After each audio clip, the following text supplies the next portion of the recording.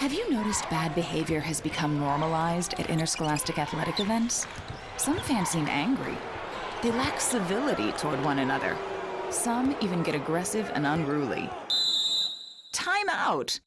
What is going on? This has to stop. Let's not forget, school sports aren't just about winning. And they're definitely not an excuse to take your frustrations out on the official or the opponent. They're about teaching lessons like perseverance, respect, and empathy, so students can learn and grow as people, not just as players. We all have a role to play in setting a good example for our students and teaching them these important values. So fans, it's time to step up your game and behave positively at interscholastic athletic events in Idaho. This message presented by the IHSAA and the Idaho Athletic Administrators Association.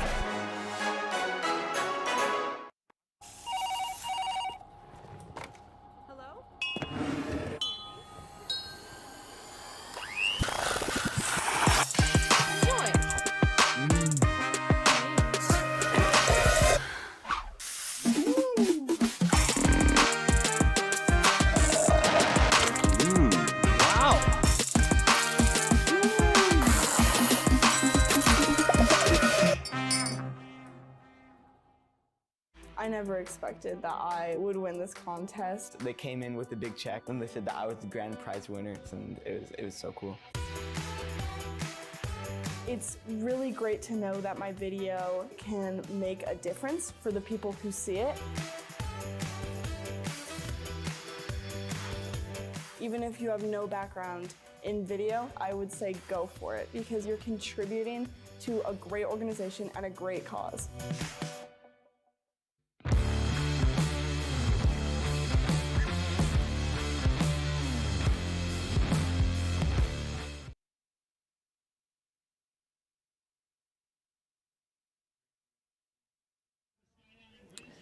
Hello, and welcome in to this IdahoSports.com game streams production of East Idaho Game Night. Coverage on IdahoSports.com is presented by Project Filter, Valleywide Cooperative, Next Steps Idaho, Ideal Idaho's College Savings Program, and the Idaho Office of Highway Safety. Hello, everyone, and welcome in to this non-conference high school football game. My name is Josh Magali, and I'm joined by Doug Swanson, and on camera is going to be Kyle Fuzz Taylor. Maybe we can get some words from him tonight as well. But welcome into Madison High School as the Skyline Grizzlies will be taking on the Madison Bobcats here tonight. And boy, I am excited for this game. Should be a great non-conference game. These guys have battled for years and traded games back and forth the last couple of years, so it'll be interesting to see tonight. I'm so excited, mainly because warming up here, Mr. Doug over here knows everything about Madison and Skyline, and I'm going to use that knowledge to my advantage here tonight. It's amazing how much he knows, and I'm so excited to be able to see these two teams. I've seen Madison play once this year already when they took on Hillcrest when it was, and they lost that game 2-1, or sorry, 22-23, and they are 2-1 on the season. And that game was incredible. It was a great game. Hillcrest Hillcrest won their state championship last year over in 5A. Yeah, and potential back-to-backers, I would say. Yeah, they have a lot of returning starters. That's a good football team. It's a great football team. Their quarterback is probably one of the best here in this local East Idaho area. And he took on a Madison squad that's just nitty-gritty. They really are. They get down and dirty. They're really powerful within the lines. Even on the back end of their defense, you got Dredge back there who's a big kid. He's going to knock out balls as a strong safety. And I'm really excited to see the growth that they have from that loss, their only loss on the year, to this Skyline team. So the Skyline team coming in 2-0. And they've been a powerhouse for the past couple of years. A couple of years ago they won state championship, but it wasn't the only time they've won a state championship. Do you remember how many they've won? Oh, geez, I think they've won 6 out of the last 9. Yeah, they have, and it's going to be the national anthem, so we'll be right back.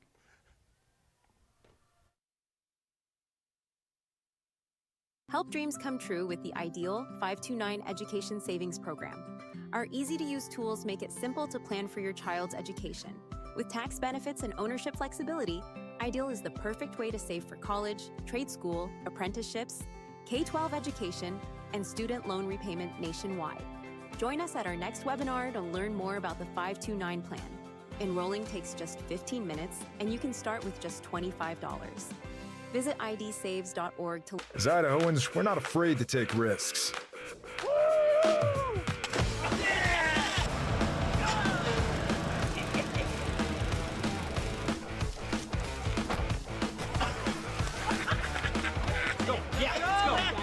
All the way, all the way. Go. All the way down, all the way down. Driving under the influence is not a risk we're willing to take. Be around to do more of what you love.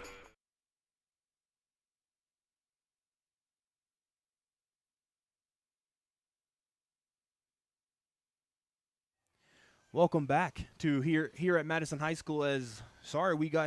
We interrupted the national anthem down there. We didn't hear an announcement or anything. They just went. Very powerful down there by the Madison High School choir that gave that beautiful rendition. But we were talking about Skyline and how they've won quite a few times at the state level, and they're looking to they've lost a couple players, but they also have some studs on offense and not going to play both ways as well. Yeah, I mean they lost the title game against Hillcrest last year, and really I'm going to just tell you these kids were embarrassed by their performance in that game, and they've certainly been on a mission this summer and ready to go this year. So they're as strong as ever and explosive offensively. Zion Crockett is a good offensive weapon as you can find anywhere in the state. Yeah, no, Zion Crockett has been an animal, and I say that with much as respect as I can because he is a monster on the football field. When you get him in open space, he's probably 95% of the time is going to get away from that open guy. You're not going to tackle him in open space. He's so quick. He's so athletic. And that's what Skyline's going to try to do is get him in the ball early and often. My only problem I have with Skyline is I really want to know about their quarterback situation. I really want to know how they're going to attack this Madison team. They have Zion, but we were talking pregame. They have a couple weapons on the outside too, and if they can get those guys the ball, this could be a very interesting game. For sure, and I'm assuming from their first two games against Granger and last week against Blackfoot that they ran two quarterbacks. So I'm assuming they're going to do the same thing with Cooper Thomas and John Giannini. I'm sure they're going to share time. Cooper's explosive with his feet. John's probably a little bit stronger armed. So I think I'm sure we'll see those guys rotate in quarters, and it's kind of an interesting dynamic. Certainly gave Blackfoot fits last year when I think Cooper had a couple long touchdown runs when John had been in and they bring him back in. It's just a different look. Yeah, no, I'm excited to see that. You don't see that too often with the two quarterback setup here at this level of high school. Maybe at the lower levels you get multiple players running in on the triple option type stuff. But for Skyline, if they can run that to a better perfection than they have been, this could be really good.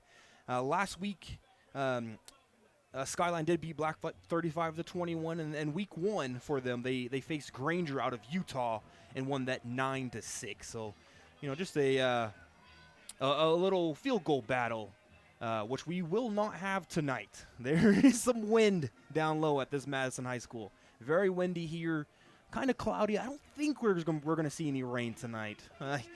Now that I say I think we will, but I don't think there's any rain tonight. But there are some weapons in the kicking game for both of these teams. Oh, Madison for sure. I would tell you that I think Madison is the best kicker in the state. So Stoddard's amazing. He kicked the game winner last week and kicked all 9 points in last week. He's very consistent, and we were watching him warm up, kick into the wind out here. He was kicking 40, 45-yard field goals. That's impressive. Into the wind. So. Yeah, no, that is very impressive. Stoddard, when there is no wind, I've seen him hit from 60. That right there in itself will always be impressive. I think a couple of years ago there was a kid named Ian Hershey, if you remember him. Oh, yeah, from Highland. Yes. Highland.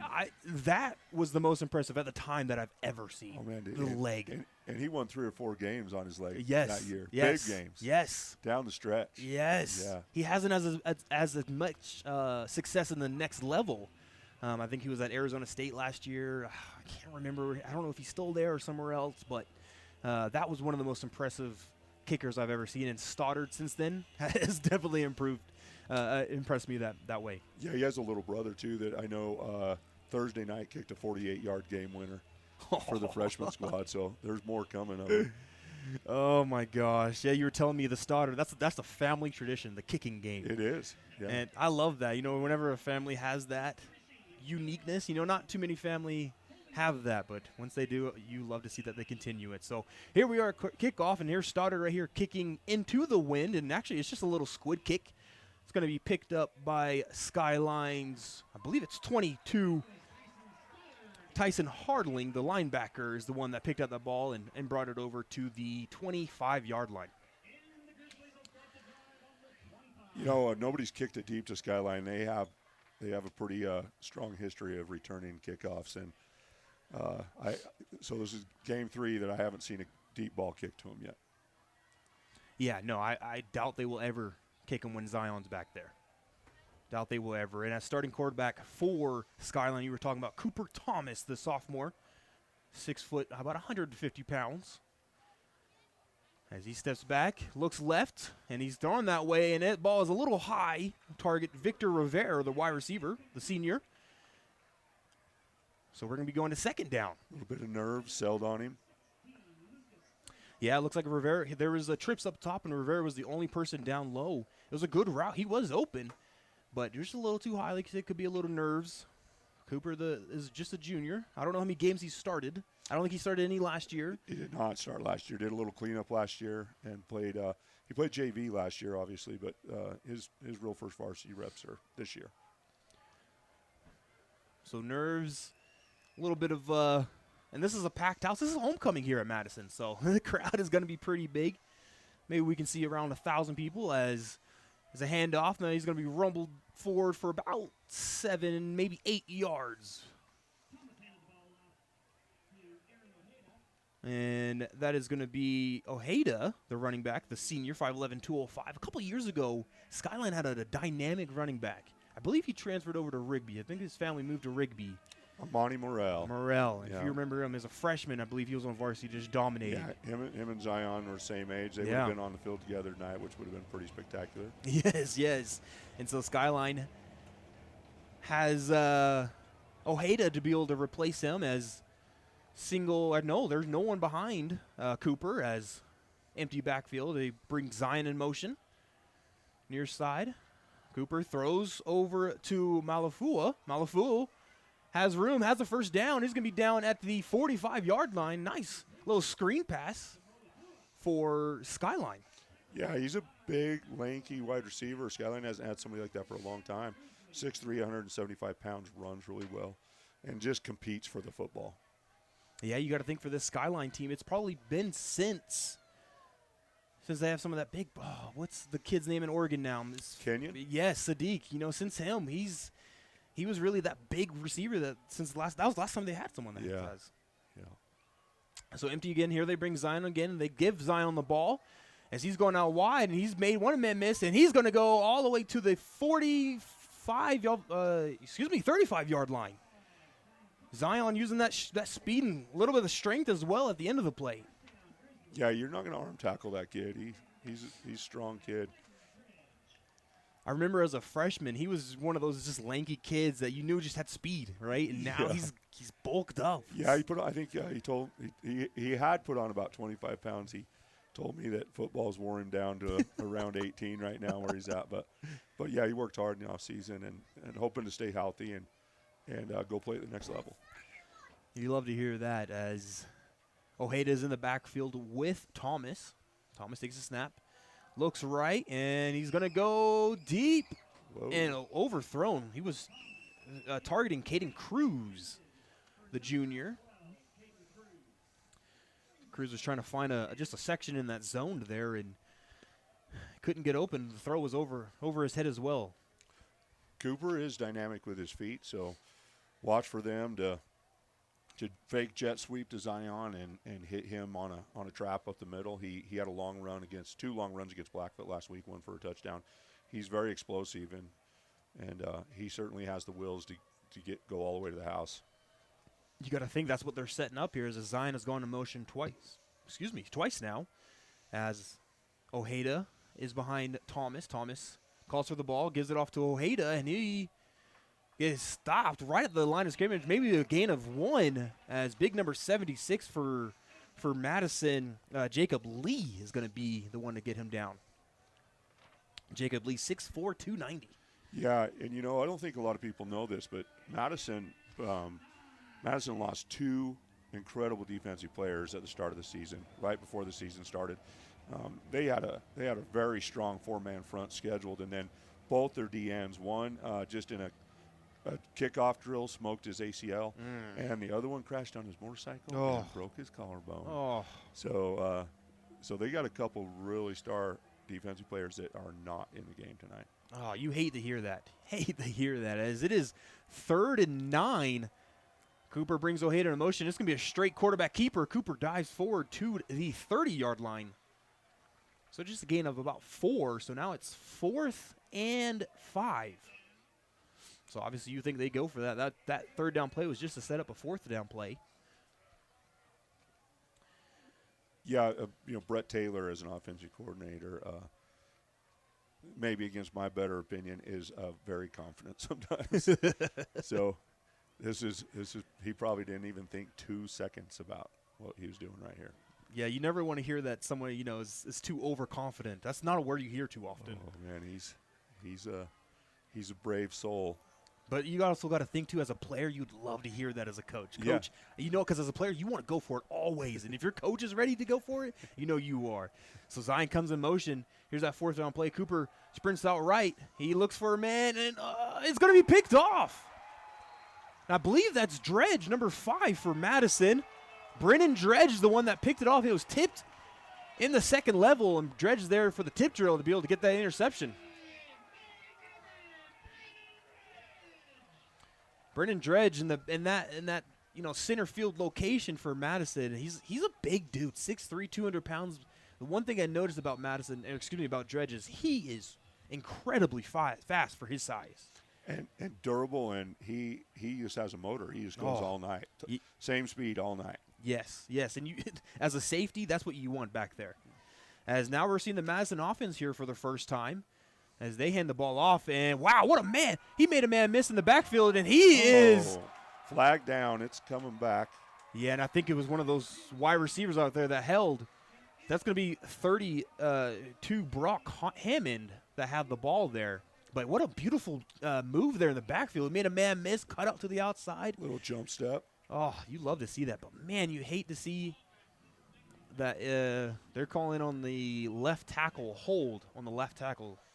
So we did know before the game that Jack Cadero, the quarterback that started for Madison the last couple of weeks, he was pretty fragile on his ankle. It looks like he did not get cleared to go tonight. So you have a young sophomore out there.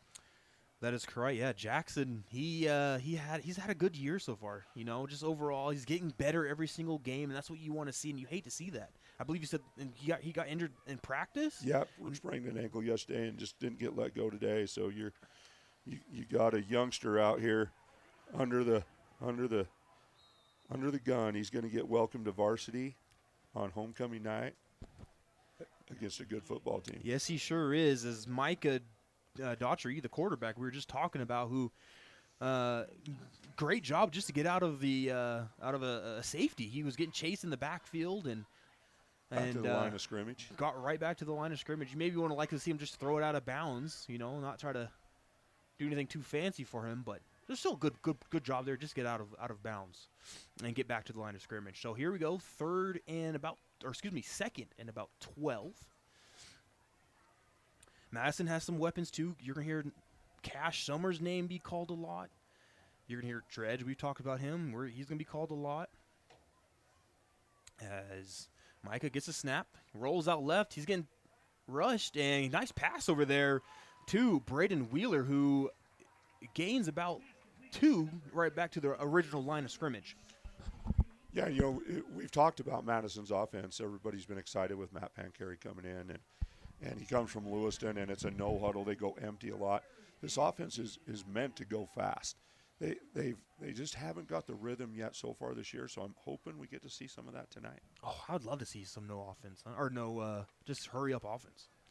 And maybe they're going to slow it down because of the start of the I believe he's a junior, Micah. You know, they're going to slow it down, let him get in some from rhythm pass plays, maybe get him some. You're going to need a lot of help on the ground tonight. Yeah, makes sense. Madison. Makes sense. And he is a high IQ football player and throws the ball extremely well. So Micah calls for the ball, and it's going to be an inside handoff to Dredge, and we're going to see that speed here and power as he breaks one tackle and is taken down at the 29-yard line for a pickup of about 8. So it's going to be 4th and 1. You going for this? On homecoming, on this end of the field, no. And I can't imagine Matt, but it looks like they're bringing the bigs in. They're bringing Cash. Yeah, they're going to go to a big set. They're going to try to deliver a message right here. And Madison, they do like to do a little squid kick from the quarterback position. So they might do that, but it looks like they're lining up to go for this. I think they're going to. Maybe they'll try to draw them off. Mike, no, they're handing this off. And straight ahead, and he was met in the hole, and they're going to give him that first down, Madison.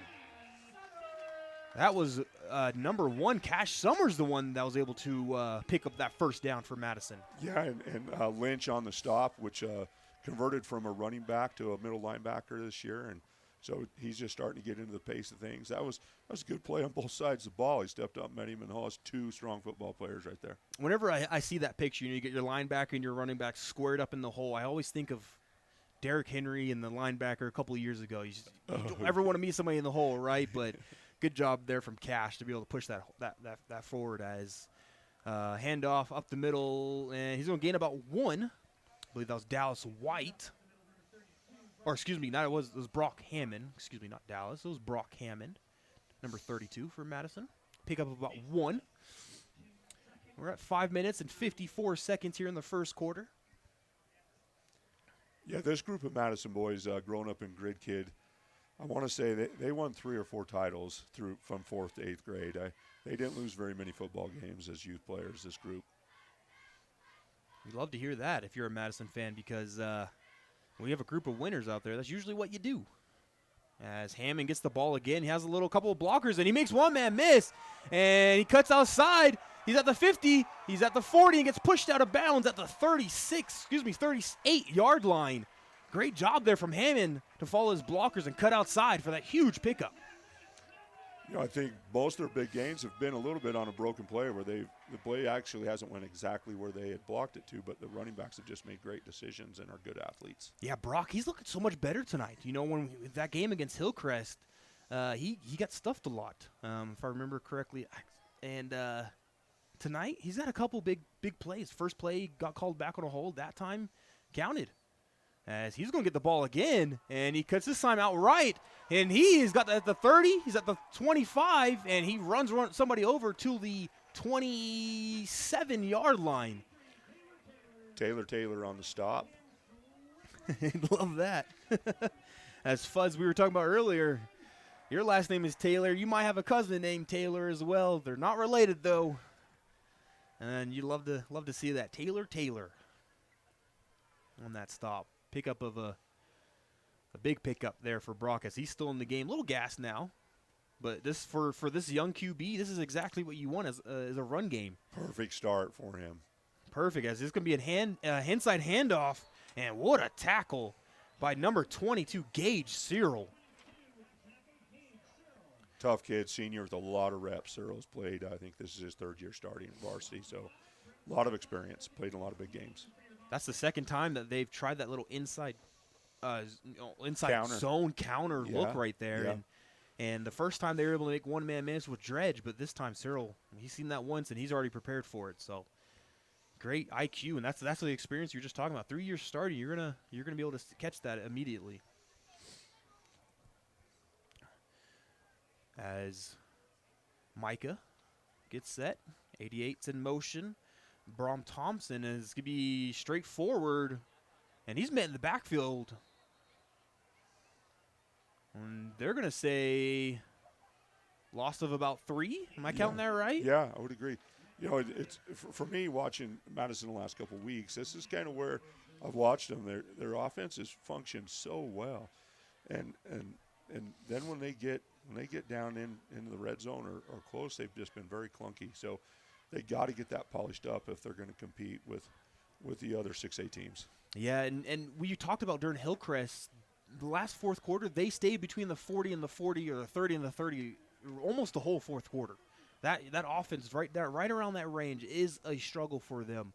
So here we are, 3rd and about 13, as they're going to call a false start on Madison. I think there was a couple guys moving. Yeah, I think you're right. That motion really messed up the sequence there. So it's a 5-yard penalty, so it's going to be 3rd and 18 now instead of 3rd and 13. Yeah, Jeff Landers, the white hat here. This is a great crew. Shout out to those guys. Idaho's doing such a good job. 25 new certified referees and officials in this district. So while a lot of countries struggling, our official are growing. We're doing a good job. You always love to hear that. Sometimes you hear a lot of the bad from the officials, but you're right. East Idaho's got a good crew here to be able to call our games, as Micah is going to be calling a screen, and what a great job by Skyline. And is that Cyril again? No, that's going to be Sawyer Davis. Yeah, Sawyer Davis read that one immediately. Was able to hit him for a loss of 1. So 4th and 19. We're going to see Stoddard. That's what I'm thinking. But the wind here. I just don't know why you do when you're down here, and I just don't know why you wouldn't do it every time with it. Take the points. When you have a kid that can hit a field goal from this, you don't have that at this level very often. I struggle with it like you. I don't understand that one. Obviously, we're not a coach. I'm with you. How many plays do you have for 4th and 19? Exactly. And so maybe they'll prove us wrong right here, Doug. And if they prove us wrong, I will never question again, as it's a quick throw and caught. And he's at the 15, but still going to be short by about 2 yards. So great job. And Zion Crockett is the one that brought down Braden Wheeler on that 15-yard reception, but still. That was a little bit too much prevent defense for Skyline there. That was an easy pass and catch. It was, yeah. Zion one was about probably 10 yards off the receiver there. So Micah read that and just able to toss it over to Wheeler, but Zion was able to get him down short of the first down. So both offenses not having the best drive on their first possession. Of Skyline got intercepted on their first one, and Madison turned the ball over on downs just now. So here we are again for the Skyline offense, as it is still Cooper back there. He grabs the ball, and it's going to be a direct snap to him, and whoa, boy, he gets met in the hole by Tegan Silva. Tegan Silva, 5'10", 220 pounds. That's your ideal middle linebacker right there at this level. Has 100 pounds, 100 quarterback. Yeah, that's one of those you could pick up and, toss him around a little bit. Yeah, that was woof. Yeah, so good job by Cooper there just to survive, hold on to the ball, and let's live to second down. Did get back to the line of scrimmage. Yeah, it's like, hey, Brett, let's not call that play. Yeah, Coach, come on. As Ojeda's to the right of Cooper. Cooper rolls out right, has Zion. He's looks to go deep. Cooper has a man, but throws it 10 yards past the receiver. I believe that is Boston Hughes, 6'2", 205 senior. Soccer player until last year. Last year was his first year ever putting a football helmet on. You'll see him add more and more as they go. He runs well, 205 pounds. Just getting adapted to the game a little bit. Yeah, as a soccer player, obviously running is probably going to be their best bet. But as soon as he gets more comfortable in pads and be able to put together that, I can do this. You're right. He's going to be a weapon with that size. So here we are, 3rd and 10, as Cooper has the play call, comes in. Scary part of the field. It's a very scary part of the field. Cooper Gets set, calls for the ball, and gives it right off to Zion. Zion has one blocker, makes one man miss. Oh, no. And, oh, boy, made that man miss, and he flags. is gone. Zion Crockett showing off the speed. Home run. Man, it's just so nice to have that weapon to flip the ball out there in the flat. Oh, Lee. We talked about Zion Crockett, his speed. He got the screen pass and great blocking, on the outside. Couple great blocks. Again, we talk about the soccer player, 205, and he pinned that corner, and it was off to the races. Yes. And with Zion's speed, you're not going to catch him. You're not going to catch him. And he had, I believe it was Dredge and that could have met him and stopped him. He made a little inside move, got up to the outside, and was gone. As the PAT is good. So Zion Crockett, 80-yard touchdown. Woo! Classic Skyline football. Like they Burge has a saying over there. It's like, well, if all we have to do is score one more point in them. Yeah. And that's those kids. He talks about it all the time. He made me laugh a couple weeks ago. They had a freshman game. I think it was Skyline freshman against Blackfoot freshman, and it was 74-73. Holy, are we talking 8-man football? No, we're not 11. And I said, Burge, you gave up 73 points. He's like, but we scored 70. We scored 70. Oh, that's hilarious. So, while we have a little break here before the kickoff, let's talk about some of our sponsors here for Madison. We're going to thank some of the power boosters: Flam Funeral Home, Grand Peaks Medical, Pharmacy, Dental, and Behavioral Health, Pro Pete, the Roof Resource, Taylor Chevrolet, Teton Toyota, and Teton Volkswagen. And for Skyline, you got MVP Rentals, the Roof Resource, Teton Toyota, and Teton Volkswagen as well. Thank you to our power boosters. You know, just to add to that power boost thing, I don't think people understand how supportive our community is like that, because you're up here, we have a cameraman, we're calling the game, we know the kid's name. We're so much different than the other people out there, and it's free. Yep, you know, we're in the community. Yeah, and so, I mean, those power boosters give our community so much, so support those companies. Yeah, and if you have a company that you'd love to support your home team, you can reach out to really anybody here at Idaho Sports. They'll be able to lead you in the right direction.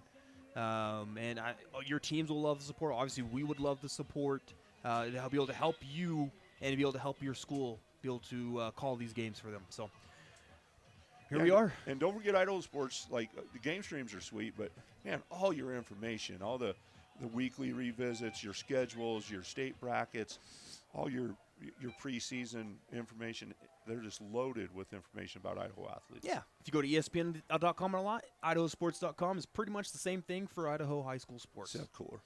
Yeah, it's so cool as, man, Hammond gets the handoff and breaks an arm tackle and goes all the way to the 33-yard line.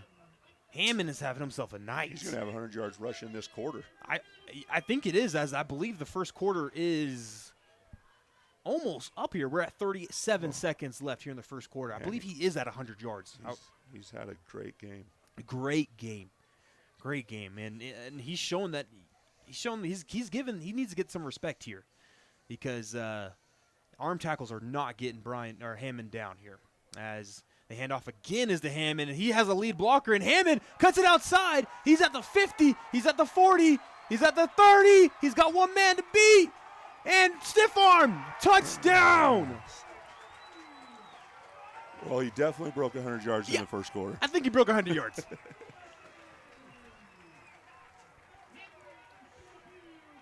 Yeah, so Zion Crockett, 80-yard touchdown. Guess what Madison does? I can do one better.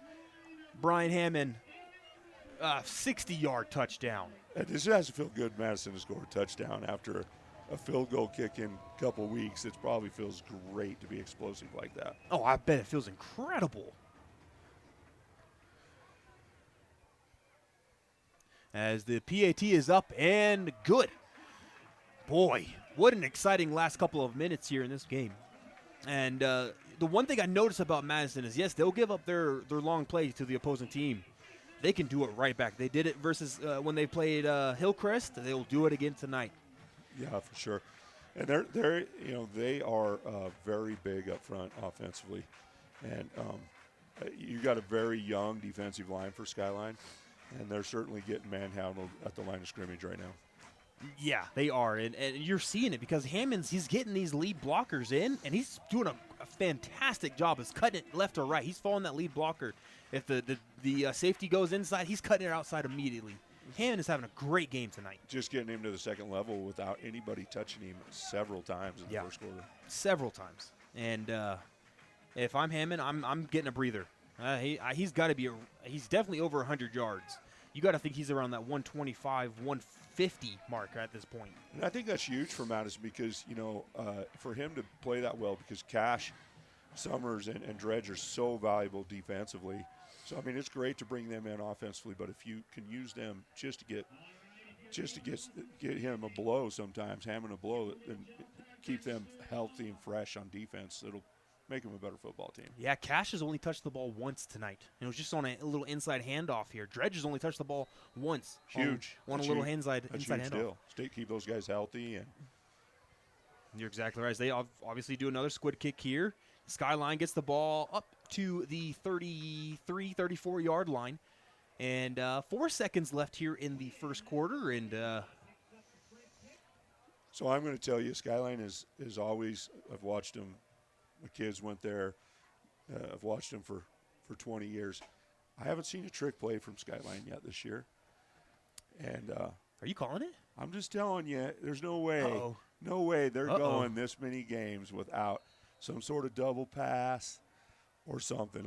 It's been crazy that I haven't seen one yet this year. I want to say last year I saw Zion throw the ball a couple times, right? Yeah. So it'll be interesting. We'll see one tonight. Okay. As Ojeda's the one that gets the inside handoff here, and he barely gets to the line of scrimmage, but they're going to see a gain of 1. Good job there from that big defensive line from Madison, and that's going to be the end of the first quarter, first quarter, as it is 7-7.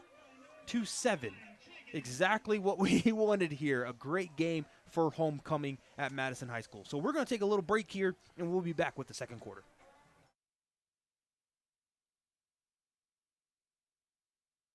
At all our local Teton dealerships, we're committed to our no problem philosophy. No problem means we'll find it, not we don't have it. No problem means the same fair prices that we've always offered on our new vehicles. Because when you shop with us, it's always no problem to buy and service your vehicles.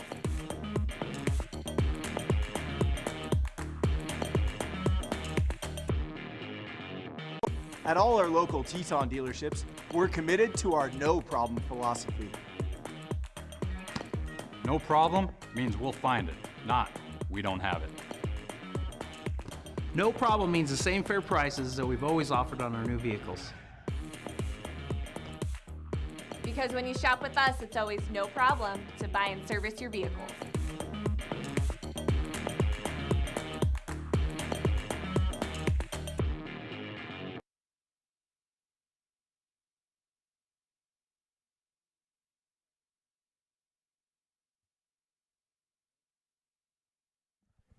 Welcome back here to Madison High School as we start the second quarter.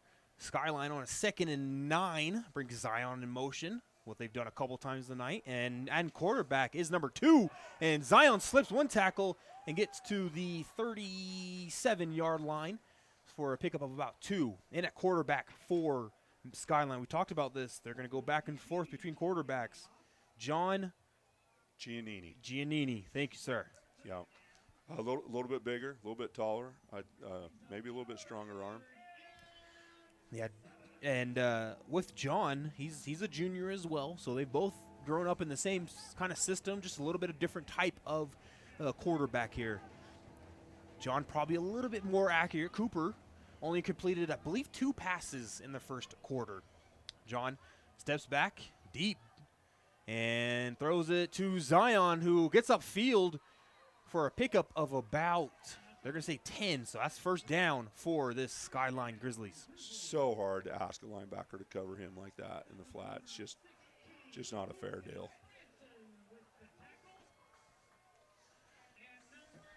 Yes, it's not really fair at all. A crosser in any football game is going to be so hard to cover. You know, especially when you got an athlete like Zion, and for Madison, you got an athlete like Dredge and Cash. It's just so hard to cover those slants and those crossers. So first down for this Grizzlies team as Ojeda's in the backfield behind Jack, and it's a toss out over to John Garcia, and he slips and loses maybe 2 yards. So bring up second down and 12. Just a great job of that corner to fight through that block and get there. Yeah, it was a fantastic job because, you know, the Skyline has had a lot of success tonight on those screen passes to the wide receivers. Obviously, that's how they scored their own lone touchdown tonight. And you'll watch. They have a play where they'll release on that play. That they'll if they're successful with that play, you got to be prepared because they'll make it look like a screen and they'll throw it over top. Ooh. So I'm sure we're going to see that tonight as Zion goes in motion, and it's going to be handed off to him. And Zion cuts back up the middle, and he's hit hard right back at the original line of scrimmage by the linebackers. A little extra shove there, too. Flags. 4, and there's flags all over the place. And they're going to get Skyline. I mean, it's just how it goes. You always get the second guy. Yeah, you're right, because I saw Madison push Zion a little bit extra, but Skyline's offensive line doing their job protecting their guy.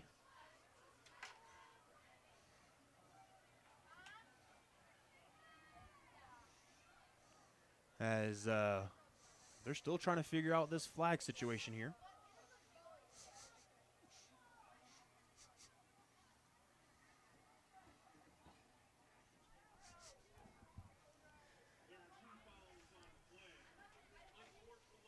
So here we go with the call. There's 2 fouls on the play. Uh-huh. So they're going to be offsetting offense and defense. And I like that call. I'm glad they got it right. Me too. I like it, and it's a good message to deliver to the kids too. Like, let's keep it fair and in between the lines and play hard. Yeah, and you know we talked about that they always get the second guy for that situation, but Yeah. we saw that the referees, they came together and say, hey, I saw Skyline, I saw them do just retaliating what happened. And great job. And we talked about it earlier. This referee crew has been incredible. They train these guys exactly what they need to do. So third down for Skyline, 3rd and 9, as Jack has Ojeda, rolls out to his left, short side of the field, throws, and nice throw and catch on the far sideline. That's number 13, Victor Rivera, with that catch. Just moving the chains. Smart play. Yeah, you usually don't like to see a rollout to the short side of the field, but it was just a beautiful little out route by Rivera just to get past the sticks there and catch that ball. I think Skyline will probably roll a lot tonight just because they're a little bit gun shy of the matchup they have with this big defensive line. Yes, they definitely are. As the tight end goes in motion, a handoff to number 12, Caden Cruz. Goes for about 5, push forward to the 6 for 6. So that's going to be 2nd and 4 at the 39-yard line. I love how Skyline's rotating in their running back position too. Ojeda is usually in there, but this time they got Cruz. Ojeda is back into the huddle. I see that now. But the Skyline team definitely has a couple running back options. And one of the unique things I've always loved about Skyline, and some people say they don't like it, but I love that the offensive lineman has a different helmet than their whole team. I truly love that. It's a lot of pride to get one of those helmets on there. It takes a lot of work, and kids compete all summer and all 2 days. It's a big deal. Yes, it is. As Jack, just a straightforward quarterback keeper, gains about 5. Let's see if they give him the first down on that quarterback keeper, and they're giving him. They're going to move them. Yep, they're going to move those chains. So great job right here from Skyline. They're slowly just moving the chains.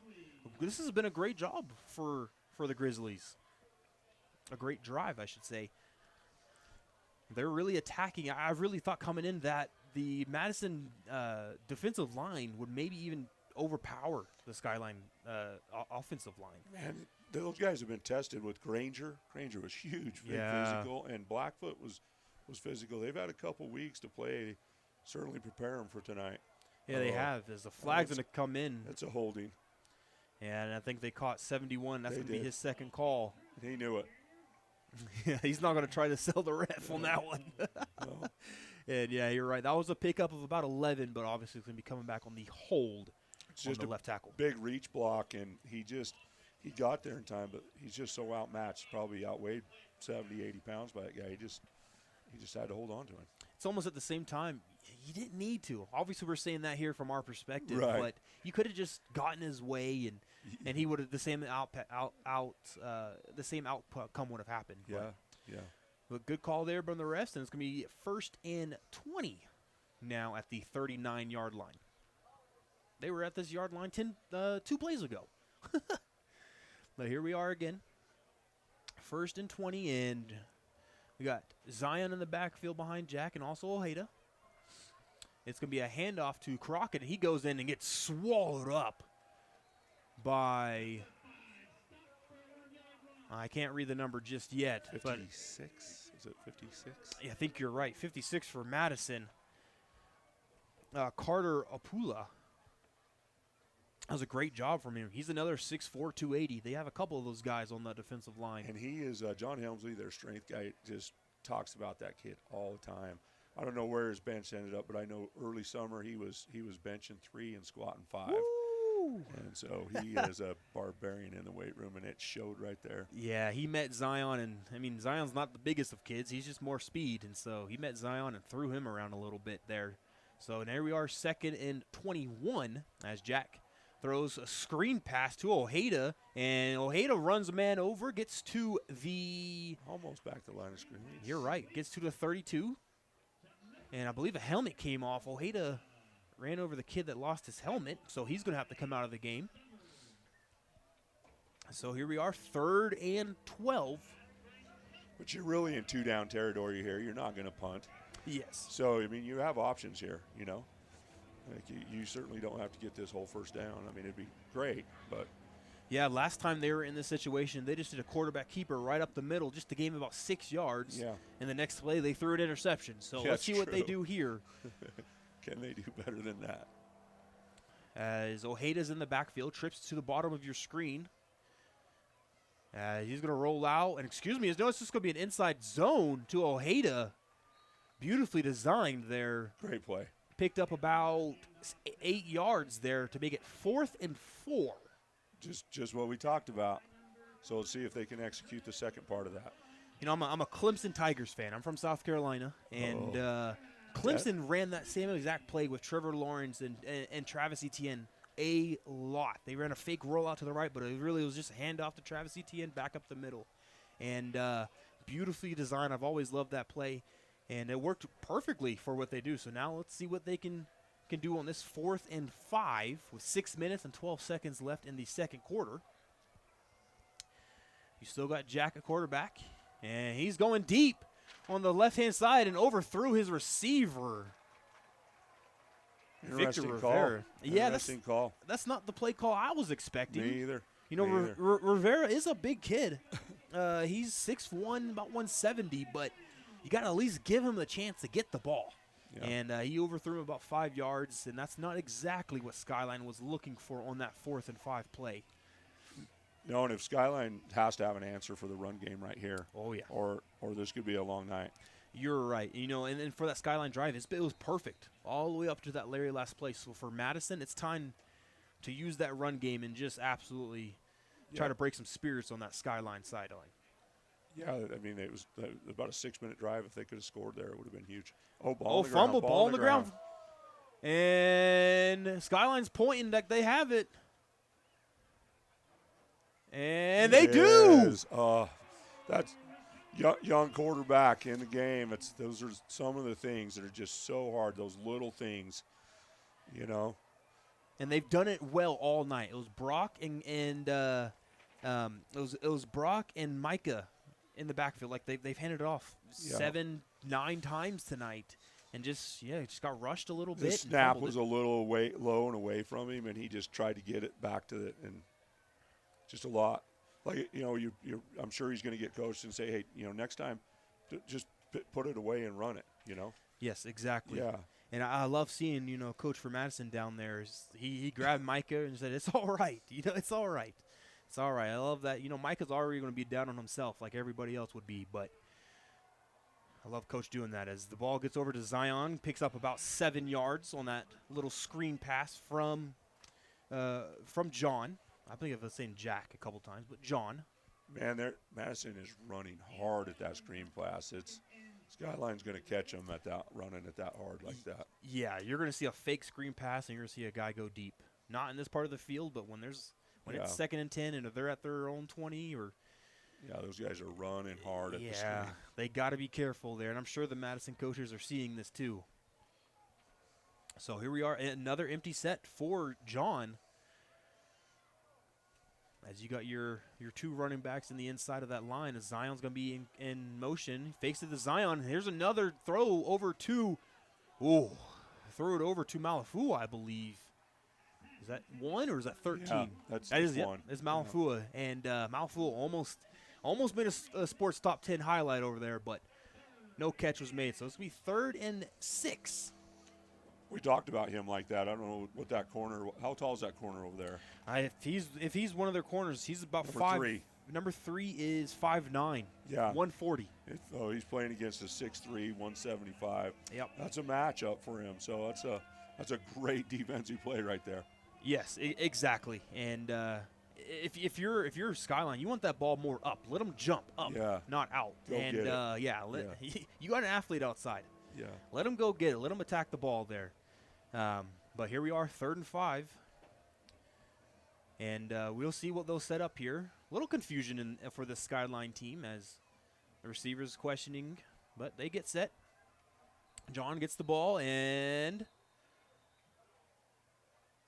was there a flag, or are we going to call timeout? Yeah, we're going to call timeout. So we're going to take that timeout with them and go to commercial. So we'll be back here in just a minute.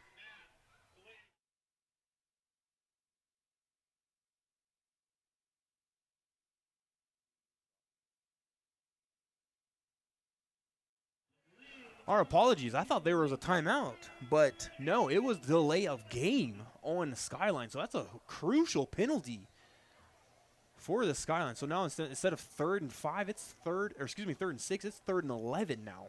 Again, 2 down territory. Make a good decision here and put yourself in a position. Yeah, well, last time they ran the ball. This time they set up in the same empty set that they've done a couple times now.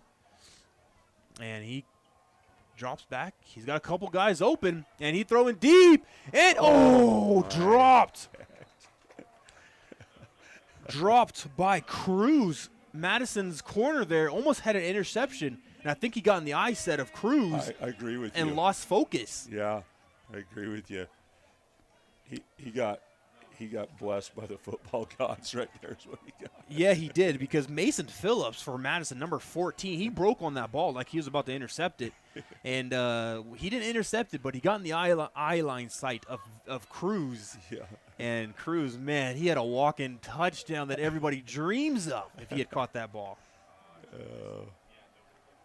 And so here we are, 4th and 11. Let's see what their 4th and 11 call play is. Last time it was just a fade. This time, John throws it and out right at the sticks. Same play, man. Remember, that was the same 4th down they threw on the other side of the field on that last drive. You're exactly right, because they use that short side of the field for Cruz. Instead of going deep, he cuts it short right at the sticks to get that first down. Nice throw there from John. Yeah, in the boundary over there, and just ran him off and ball on time. You're right. John is definitely a better thrower. More accuracy, a little bit more oomph on that throw, if you know what I mean. Just a little bit more power on the throw. He just is comfortable in there. Cooper likes to be moving around. Yeah, and you definitely see John just like to throw it. And I do see the problem that Coach has over there, the decision for which quarterback to go with. As John fakes the handoff, goes straight ahead. He's got some blockers. They're going to be pushing him. He's at the 1. And apparently they just stood him up at the 1. Great job there from Madison, not to break, but it's going to be 2nd down at the 1. Because it was 1st and goal. So 2nd and 1. it makes you wonder with the quarterback situation how long Skyline's going to go before, because Cooper's a great athlete. And how long are you going to go with him sitting on the sideline for a quarter? Yeah. You know, get him in the slot. You know, I get they're probably both still competing, but at some point you'd like to see Cooper Thomas on the field. Yeah, this is a hard situation that I'm glad I will never have to deal with, is choosing which quarterback to go with. As John lines up under center, might be a quarterback sneak here. As nope, it's going to be a handoff to, I believe that's Cruz, touchdown Skyline. No, excuse me, that was number 12, not number 13, number 12, Caden. Oh, it is Caden Cruz, I'm sorry. So Cruz with his first touchdown of the night, just a 1-yard run. Great looking time, boy. Skyline owned possession in this second quarter. I mean, my heck. You know, I was just thinking that I feel like I haven't said anything about Madison. I feel, you know, that since they scored. Yes, and it really has been. You know, they have that 68-yard touchdown run, and since then, it's been all Skyline with that one turnover for Madison as the PAT is up, and looks like it's good, and it is. So, boy, what about that Skyline drive, huh? It was a nice-looking drive. You know, John came in and controlled the game and converted some big third down, fourth down plays. You couldn't ask more for your young quarterback to perform there. Yeah, you know, you're exactly right, and it's almost a hard decision too, because you want your coach to be able to decide on a starting quarterback, and right now their offense seems to be moving just a little bit more right now with John, that quarterback. But Cooper is such an athlete. You want to see him. Like you're talking about, get him in the slot. Maybe even see that's where your trick plays can come in. Cooper in the slot, little double pass there. But boy, they got a hard decision that I don't ever want to make. But now it's for the Bobcats' turn. They have to answer now. It's big for Skyline too, because I believe Skyline received, right, so they'll be kicking in the second half. So I mean, yeah, you definitely don't want to give something here to Madison and then have to kick the ball right back to them. This is a big possession and probably bigger part of the game than we can imagine. No, you're exactly spot on there. As the young quarterback had made one mistake, coaches kept his confidence up though, and we shall see that here. Is, you know, when you have a running back like Hammond, you just want to give him the ball, but soon Skyline's going to be able to catch on to that. As the kickoff is sent. Oh, it looks like it's going out of bounds, but it's going to be just dropped right at the 15-yard line. Good pickup by Dredge. Oh, no. Boy, that was almost scary, because a broken play on a kickoff is always the scariest play, because Dredge picked that ball up, and if it wasn't for the kicker there, Dredge would have been gone. That was something else. It was almost like Skyline just stopped. Yeah, because they didn't know what to do. Usually they were seeing a ball on the ground, like, something's going on here. But a young quarterback coming out on the field here, Doherty. So let's see him recover from a mistake. It's what this game's all about, building some character and strength. You're exactly right. As this is his time to prove that he can do what he can do, as he has Dredge lined up in that tight end formation with Hammond in the backfield with him. As this is going to be a straight handoff to Hammond, and Hammond, just dancing around for a beautiful pickup of 9. He's just floating out there, Doug. He is. He is. You know, and we talked about Skyline Young up front. I think 53 is a freshman. You know, they're undersized up there. I don't know what 55 weighs, but they're getting manhandled up front. So you're saying this is probably the game plan? Why would you not? Yeah. You know, Hammond would have 300 yards tonight if I was coaching. He would get. I would continue to feed him until Skyline does something.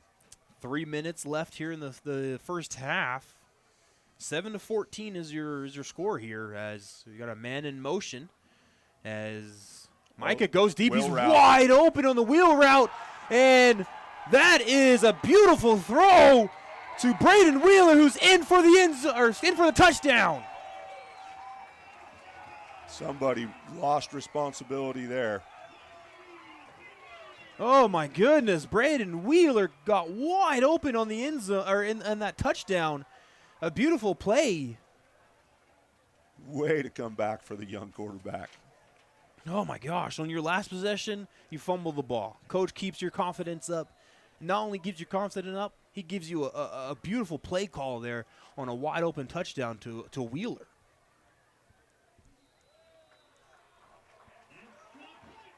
And the extra point is going to be good. So, is it trick play time for Skyline with 2:42 left? We want to see it. You don't want to come back and kick back to these guys. You want to put some points on the board here. You don't want to come out of the locker room and kick ball right back to that. Yeah, that was what a beautiful beautiful design there too. You bring Wheeler in motion there, and you're right. There's mishap on the back end for Skyline. He should not have been that wide open. Somebody just wasn't responsible. I'm sure Madison saw that, and some other.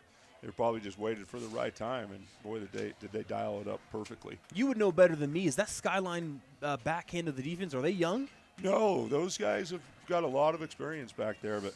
Man, in this new world with empty and motion, especially when a team's running really well against you, and your coach is hammering on you to make sure that you're coming up for run support, and sometimes they just sneak one by on you.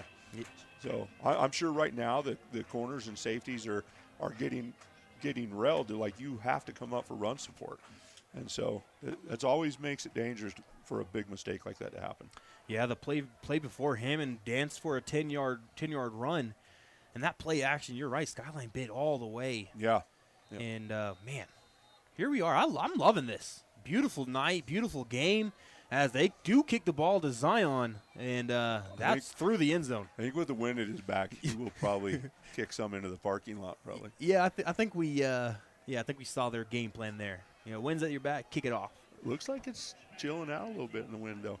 It does. You see the flags going a little bit, but it's not as strong. Yeah.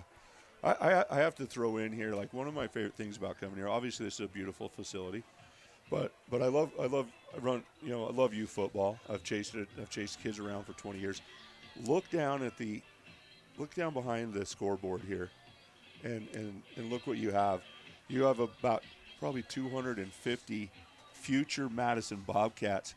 Those kids have every pickup game going in the world out there. Yeah, at this facility, the new one, they have that wide open field over there. They have a soccer field over there as Zion Crockett. Oh, look at him.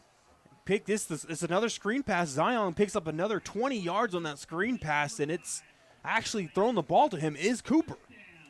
John came out of the game. Cooper's in the game as another screen pass picked up for the Skyline team. As I was saying there, over to the left side of us, on this home stand side, there's a soccer post over there. Everyone's playing soccer over there. I love this. I have a 6-year-old son, and he eventually we live up in Sugar. That's gonna be our home team over there. But he loves to play with the kids over there. Same kind of atmosphere. This is that home field love that this town has. Lucky to live in Idaho and play football in the fall. Yes, absolutely. As motion man Malafua is in motion, and Cooper, what a throw, and mainly what a better catch. And they're going to say incomplete. Oh, I thought it skipped. Yeah, so he was a lower, and I thought it was more of a catch, but Malafua was the target there, the man in motion, but just a little low. So it's going to be 2nd and 10. Reminder that the new quarterback is Cooper, not John. So they're back to the starting quarterback. Yeah. And I was talking, about maybe choosing one or the other, but it's working for them. Why stop? That's true. Why stop? And I think that's what Coach sees there is it's working. And Cooper does have the wills to take it to the house. He is a very good athlete. There's a man in motion. Cooper gives it off to Ojeda, and nice job there. The defensive lineman for Madison won that one. Just a gain of 2, they're going to say, on that run. So now it's going to be 3rd and 8. Clock rolling. Clock is rolling. We're at 2 minutes, 10 seconds here until halftime. No 2-minute warning here in high school, thank goodness. As we can just get on to halftime here, but still 2 minutes. Huge drive for Skyline. Listen to these home fans. You know, if you've ever been to Madison, this new stadium, you can hold 1,000 people. I don't want to over-exaggerate here. I don't know what. I mean, 800, 1,000. It's filled. It's packed. It's packed here. It is absolutely packed, and yeah, they are getting loud, slamming their feet on the ground as you got Zion in motion. Cooper. Oh, there's a flag. False start on Skyline. A little bit of home field advantage there. A little noisy down low. And they're going to say an infraction. It was the center moved the ball a little bit, like readjust something. That's unfortunate because obviously that's not what he meant to do, but it is still a foul. So instead of 3rd and 9, you are now, or excuse me, 3rd and 8, you are now at 3rd and 13. We're at 1:35 until halftime.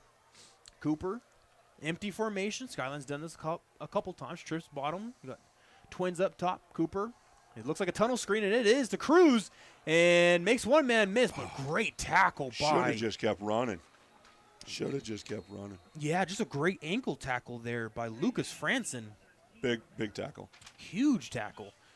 As there's a timeout by Madison as they want to keep this clock from running. Yeah, they're like, we'll score again, fellas. Yeah, as it is the first timeout of this ball game. So just a reminder here, let's make some memories last a lifetime by owning the digital game file of this game for just $15. Just click the download archives button to order yours. And are you interested in joining the team here at IdahoSports.com? We are always on the lookout for talented people that want to get involved in what we do. Salespeople, producers, camera operators, writers, photographers, even broadcasters. Email editor@IdahoSports.com to find out more. IdahoSports.com does a lot more than just broadcasting. If you go online there, especially here at Friday night, you got all the scores. You know, on the back end, we got people putting in scores as they come in. And so, yes, you're not going to be always at every game. Yes, every game might not have a camera set up. But, yes, you will be able to see the scores as we get them as well. Friday Night Flash. That's right. I love that name, Friday Night Flash. I wish we were able to see, with the games that we do broadcast, this past weekend, where I was able to watch Red Zone. Oh, I love NFL Red Zone. Yeah. If we could do something like that for high school football, oh boy. Zion is punting the football. Yeah, I just noticed that Zion Crockett is their punter. Yes, he's just a fake. Dude. Zion Crockett's a fake, and he gets the first down, makes one man miss, and is down at the 42-yard line. First down, Skyline. I told you I've seen no trick plays from him yet this year. It's going to come out tonight. You're right. Mr. Swanson here called that. Trick play it was a beautiful trick. Is he their normal punter? Yes, he is. Okay, yeah. All right. I was like, you got to be able to be able to see that he's back there, and you got to be aware of that situation. That's a great time to call the fake punt. Minute 12 seconds. That only took 6 seconds off the clock. So now you get your offense back out here to try to score. He was one move from taking that to the house. Yeah, if he had cut back into the middle of the field, who knows? He might have scored.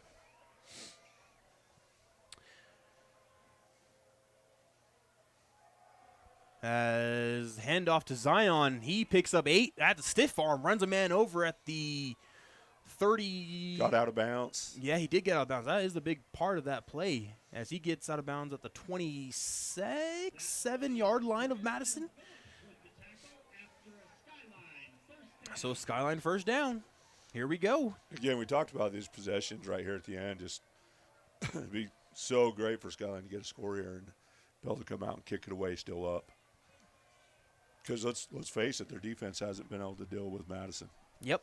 This Madison offense is looking like a problem tonight. But, you could say the same thing for Madison if you're Skyline. Their defense really hasn't shown up. It's the big plays that are killing Madison right now.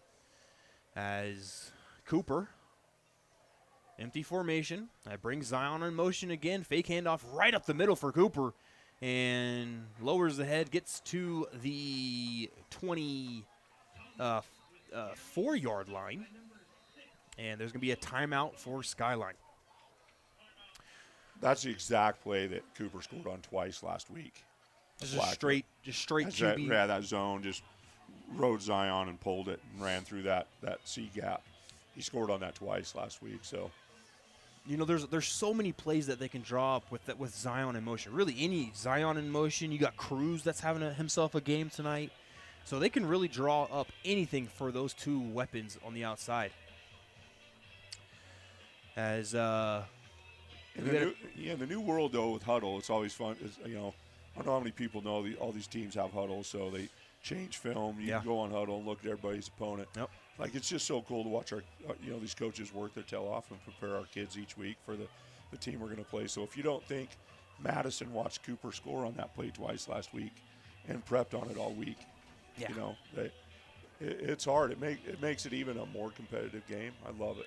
But that's the chess game of this game of football. Yes, Madison's worked on it, but so has Skyline. And really, it's we're seeing is what is Skyline coaches going to try to adjust? What are they going to try to fake instead of a QB blast? Maybe it's, I don't know, a jump throw, or maybe it's a one step in, take step back, throw over the top. And so there's a lot of things that they could go and do, and that's why I just love football. The chess match of the coaches is so impressive to watch every week. Going empty here.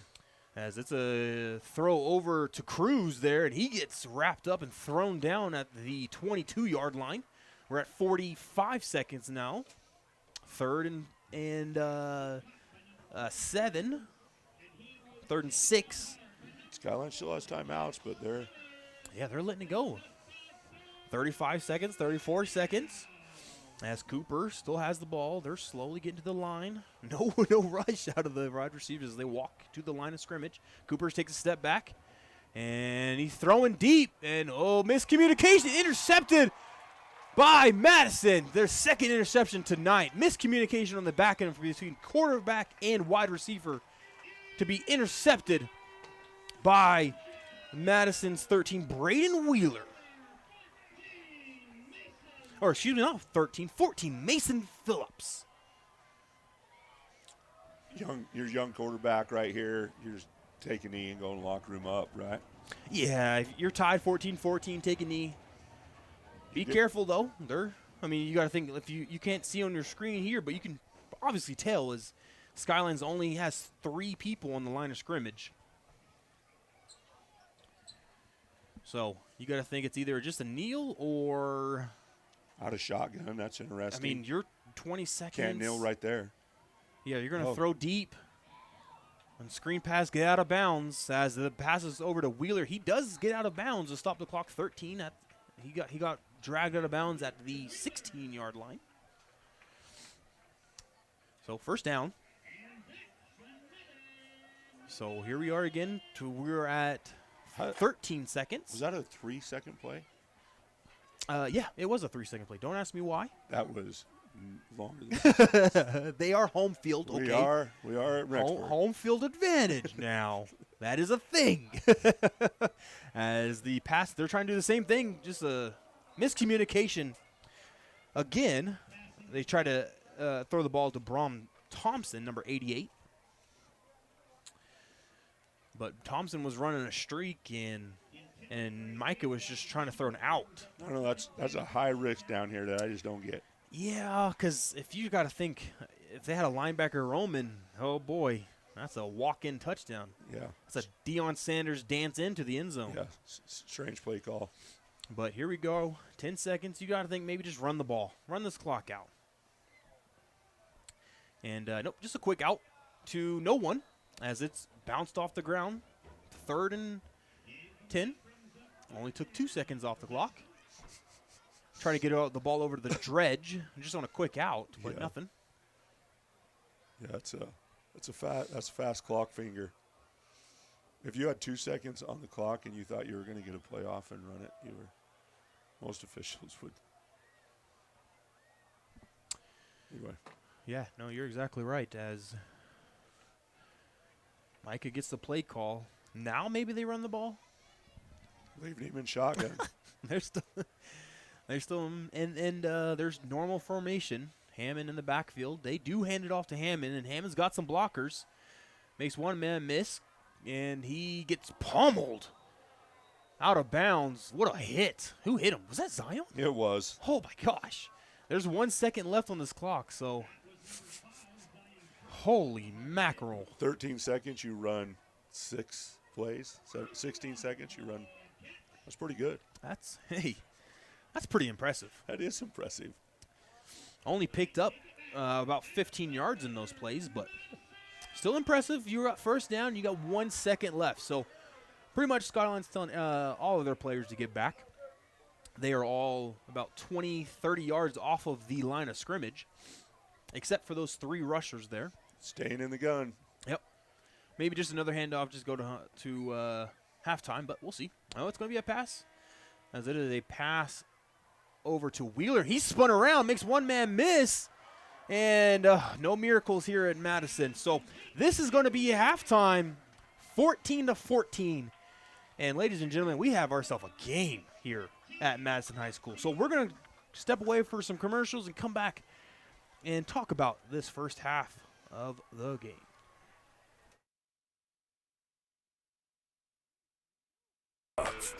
Vaping sucks you in quick, and the more you vape, the harder it is to quit. Not to mention all the chemicals and health problems. That's why thousands of teens are joining My Life, My Quit. Visit mylifemyquit.com or text Start My Quit to 36072.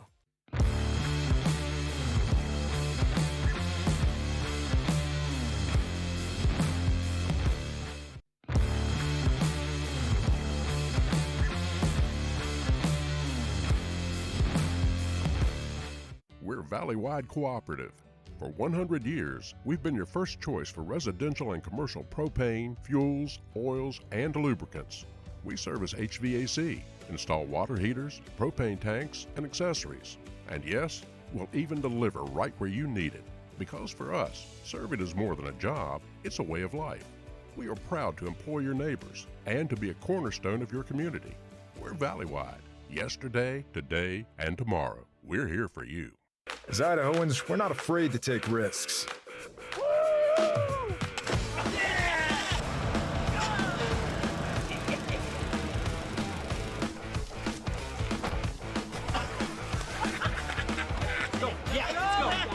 All the way, all the way. Go. All the way down, all the way down. Driving under the influence is not a risk we're willing to take.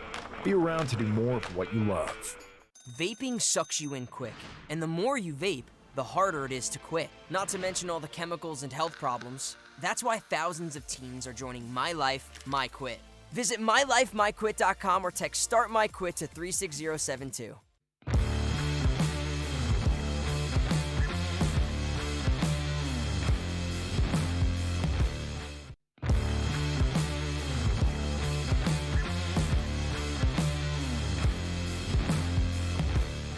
We're Valley-wide cooperative.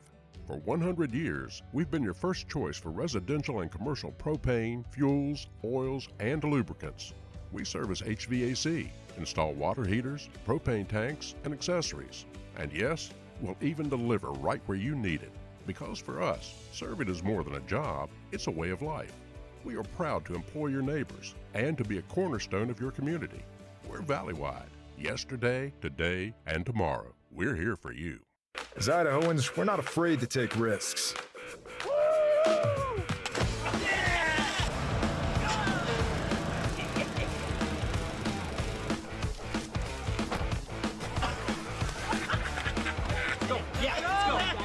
All the way, all the way. Go. All the way down, all the way down. Driving under the influence is not a risk we're willing to take. Be around to do more of what you love. Vaping sucks you in quick, and the more you vape, the harder it is to quit. Not to mention all the chemicals and health problems. That's why thousands of teens are joining My Life, My Quit. Visit mylifemyquit.com or text Start My Quit to 36072.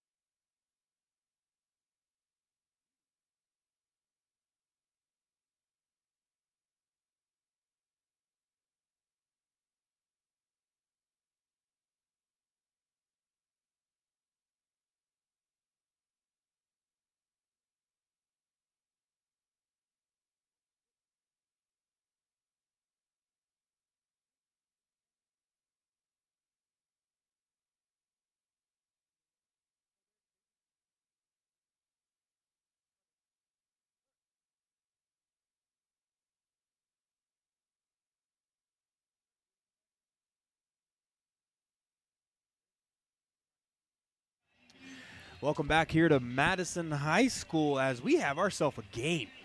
14-14 here at Madison High School. As you probably saw, we kept it on your screen a little bit. No audio, but it is homecoming here as the band performed. You had all the dancers perform. You had, I really wish I remember her name.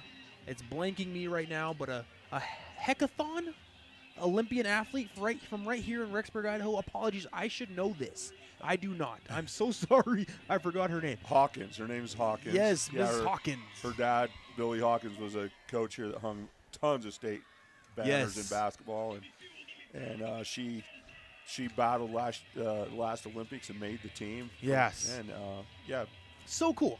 So cool. Talk about chasing your dream. Oh, it's so cool. As I know, there's another Olympian athlete, I believe, up in Drake's area. That did the slalom, I believe. Don't quote me. Yeah. But it's so cool that we have Olympian athletes just right here in our local area here at Madison. Here, just 45 minutes up the road as well. But we were talking about today this game here as 14-14. Let me just give you a little recap if you're just coming here at halftime. So the scoring started early on in the first quarter, as there was an 80-yard touchdown pass to Zion. And if you're coming in, you just here at halftime, Skyline's rotating quarterback. So that's quarterback touchdown. It was a pass from Cooper Thomas, that is, that threw it to Zion for the 80-yard touchdown. 2 plays later, 68-yard touchdown pass to Hammond. So what a great job from Bobcats to answer just right away early on. Next scoring play, a 1-yard touchdown run from Cruz, number 13. And then a couple plays later, a 59-yard touchdown pass to a wide-open Wheeler for the Bobcats to make it 14-14. And,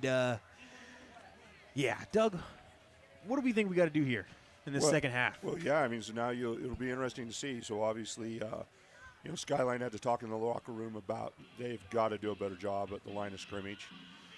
They obviously can't let Hammond run for another 150 yards in this half. Yeah. And if you're Madison, you just got to tackle. You can't give up a big play. Zion's going to catch football. You just got to put yourself in a position and you have to make a tackle. You take away the big play and Madison is dominated this game, really. Yeah, 100%. And, Skyline has had some impressive drives. They've been turned away with 2 incomplete fourth down conversions. Really in the second quarter, the line of scrimmage just – it was run by Madison. It really was for a long time. Yeah. Their offensive line dominated. They're big boys. And so I'm really excited to see here in the second half, as we do have a kickoff that is caught and it's going to be returned. Haven't had to say this all night, but I believe that's Hammond as he gets to the outside at the 40. A block gets to the 50, and he's going to be brought out of bounds at the 48. There's a little bit of pushing and shoving here to start the third quarter. And was that Hammond? Yeah, and I don't know how you don't throw.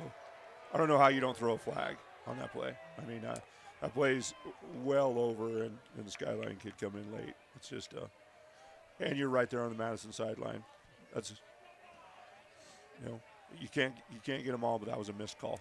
Yeah, we're lucky that this is just high school level, because you gotta think the next level, that starts a couple brawls. So we're lucky that we're just here at the high school level, and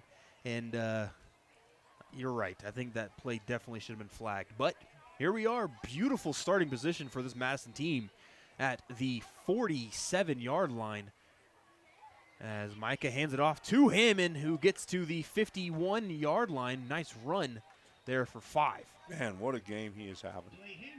Yes, we're trying to get exact stats here for Hammond. And he just had 50 yards of return, too. Yeah, he is, without a doubt, all of Madison's offense right now. You got one play to Wheeler on the wheel route. Yeah. And that was really it. That was it. because we talked about early on, you got Cash Summers, who's a weapon on the outside. You got a huge tight end H-back in Wedge. It is going to be a pass over. Whoa, what a spin move right there for Jet. Excuse me, that's 13, Braden Wheeler. Another catch for Wheeler. But we really haven't talked or really seen anything else from Dredge. He had that one carry on offense. That's really it down here. Yeah. Cash only has one touch on the ball. He converted a 4th down early in the game. Yeah. That's really it. And again, for me, keeping Dredge and Cash more focused on their defensive positions is a win-win for the Madison Bobcats. Huge win because Dredge is a huge, big-time safety in the backfield, or excuse me, in the secondary for this Madison team, as Hammond dances and gets tackled right at the gain, and they're going to pull a flag on that.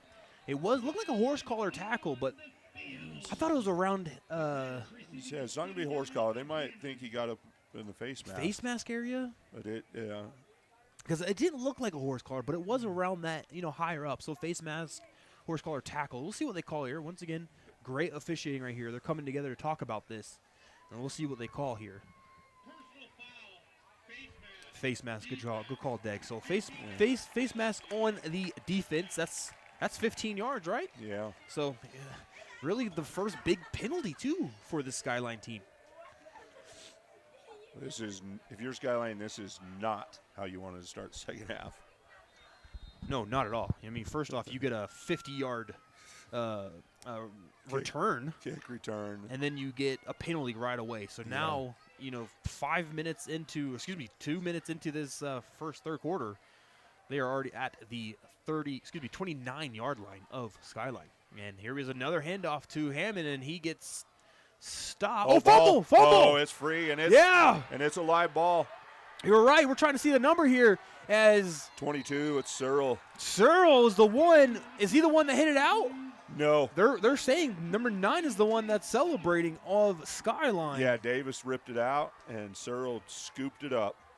Oh, my goodness. The second fumble lost tonight for this Madison Bobcats team. We were just talking about this crazy drive that they're on, and it gets killed right away by a fumble. And I'm sure that was the conversation that Chet Taylor had at halftime with his defense and Scott Berger, because these guys have been just fighting for the extra yards, and I'm sure they said, hey, man, if we're holding him up, you rip the ball out, Yeah, I wish we had a replay here because I think it was a punch-out.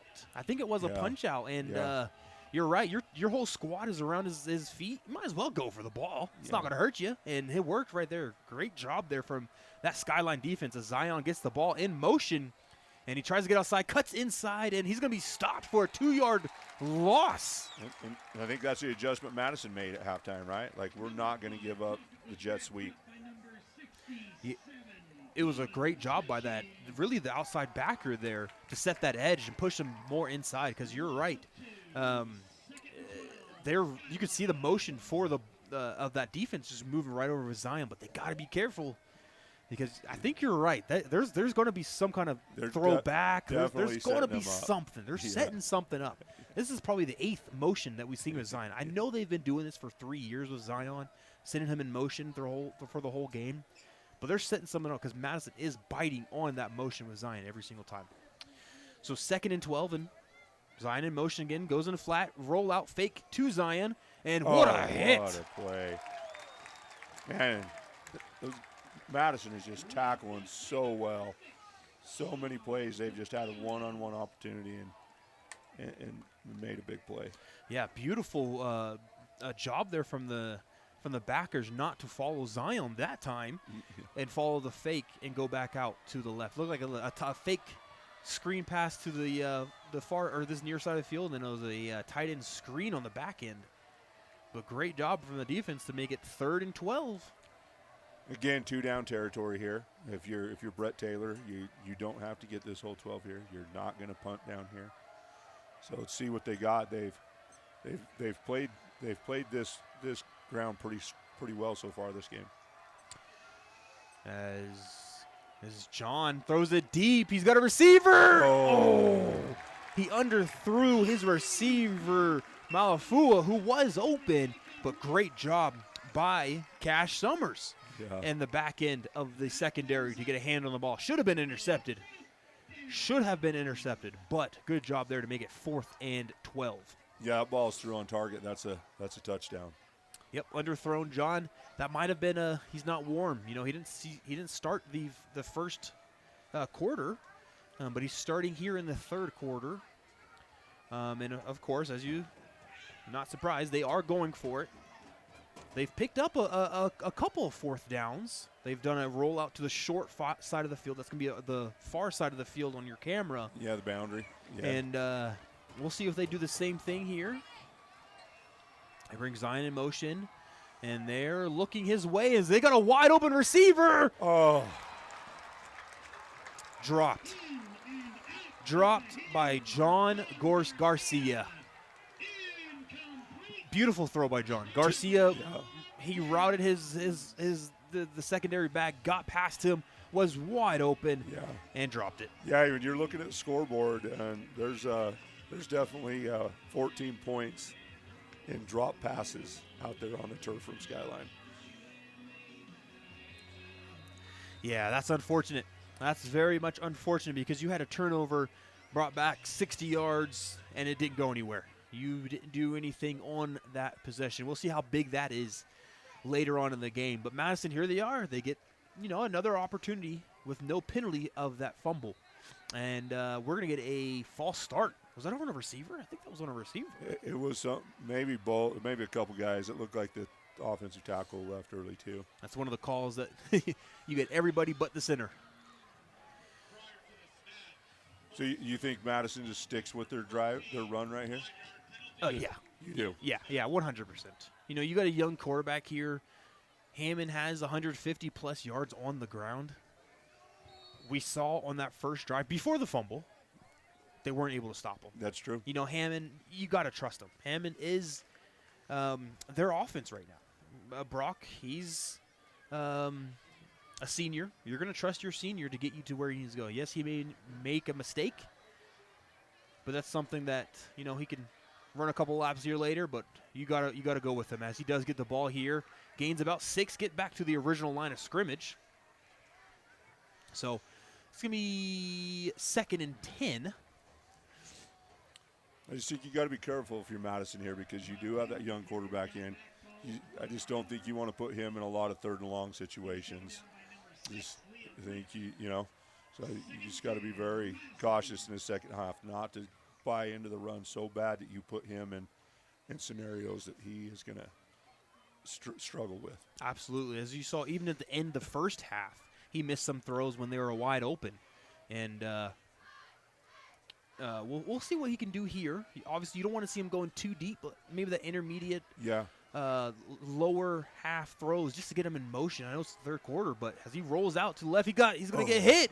He throws the ball deep to Wheeler, and it's going to be intercepted. Yeah. Number 23.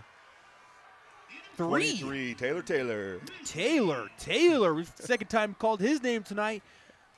So 3 turnovers for this Madison Bobcat team. It's just a lot to ask of a young guy with not a lot of varsity experience. Put him out there. That's what's always scary in these scenarios when you. That's what if you're Skyline, you're like, hey, let's make an adjustment. Let's stop giving up 5 and 6 yards on first down. Let's put them in a scenario where they have to throw the football. I think that was probably pretty executed.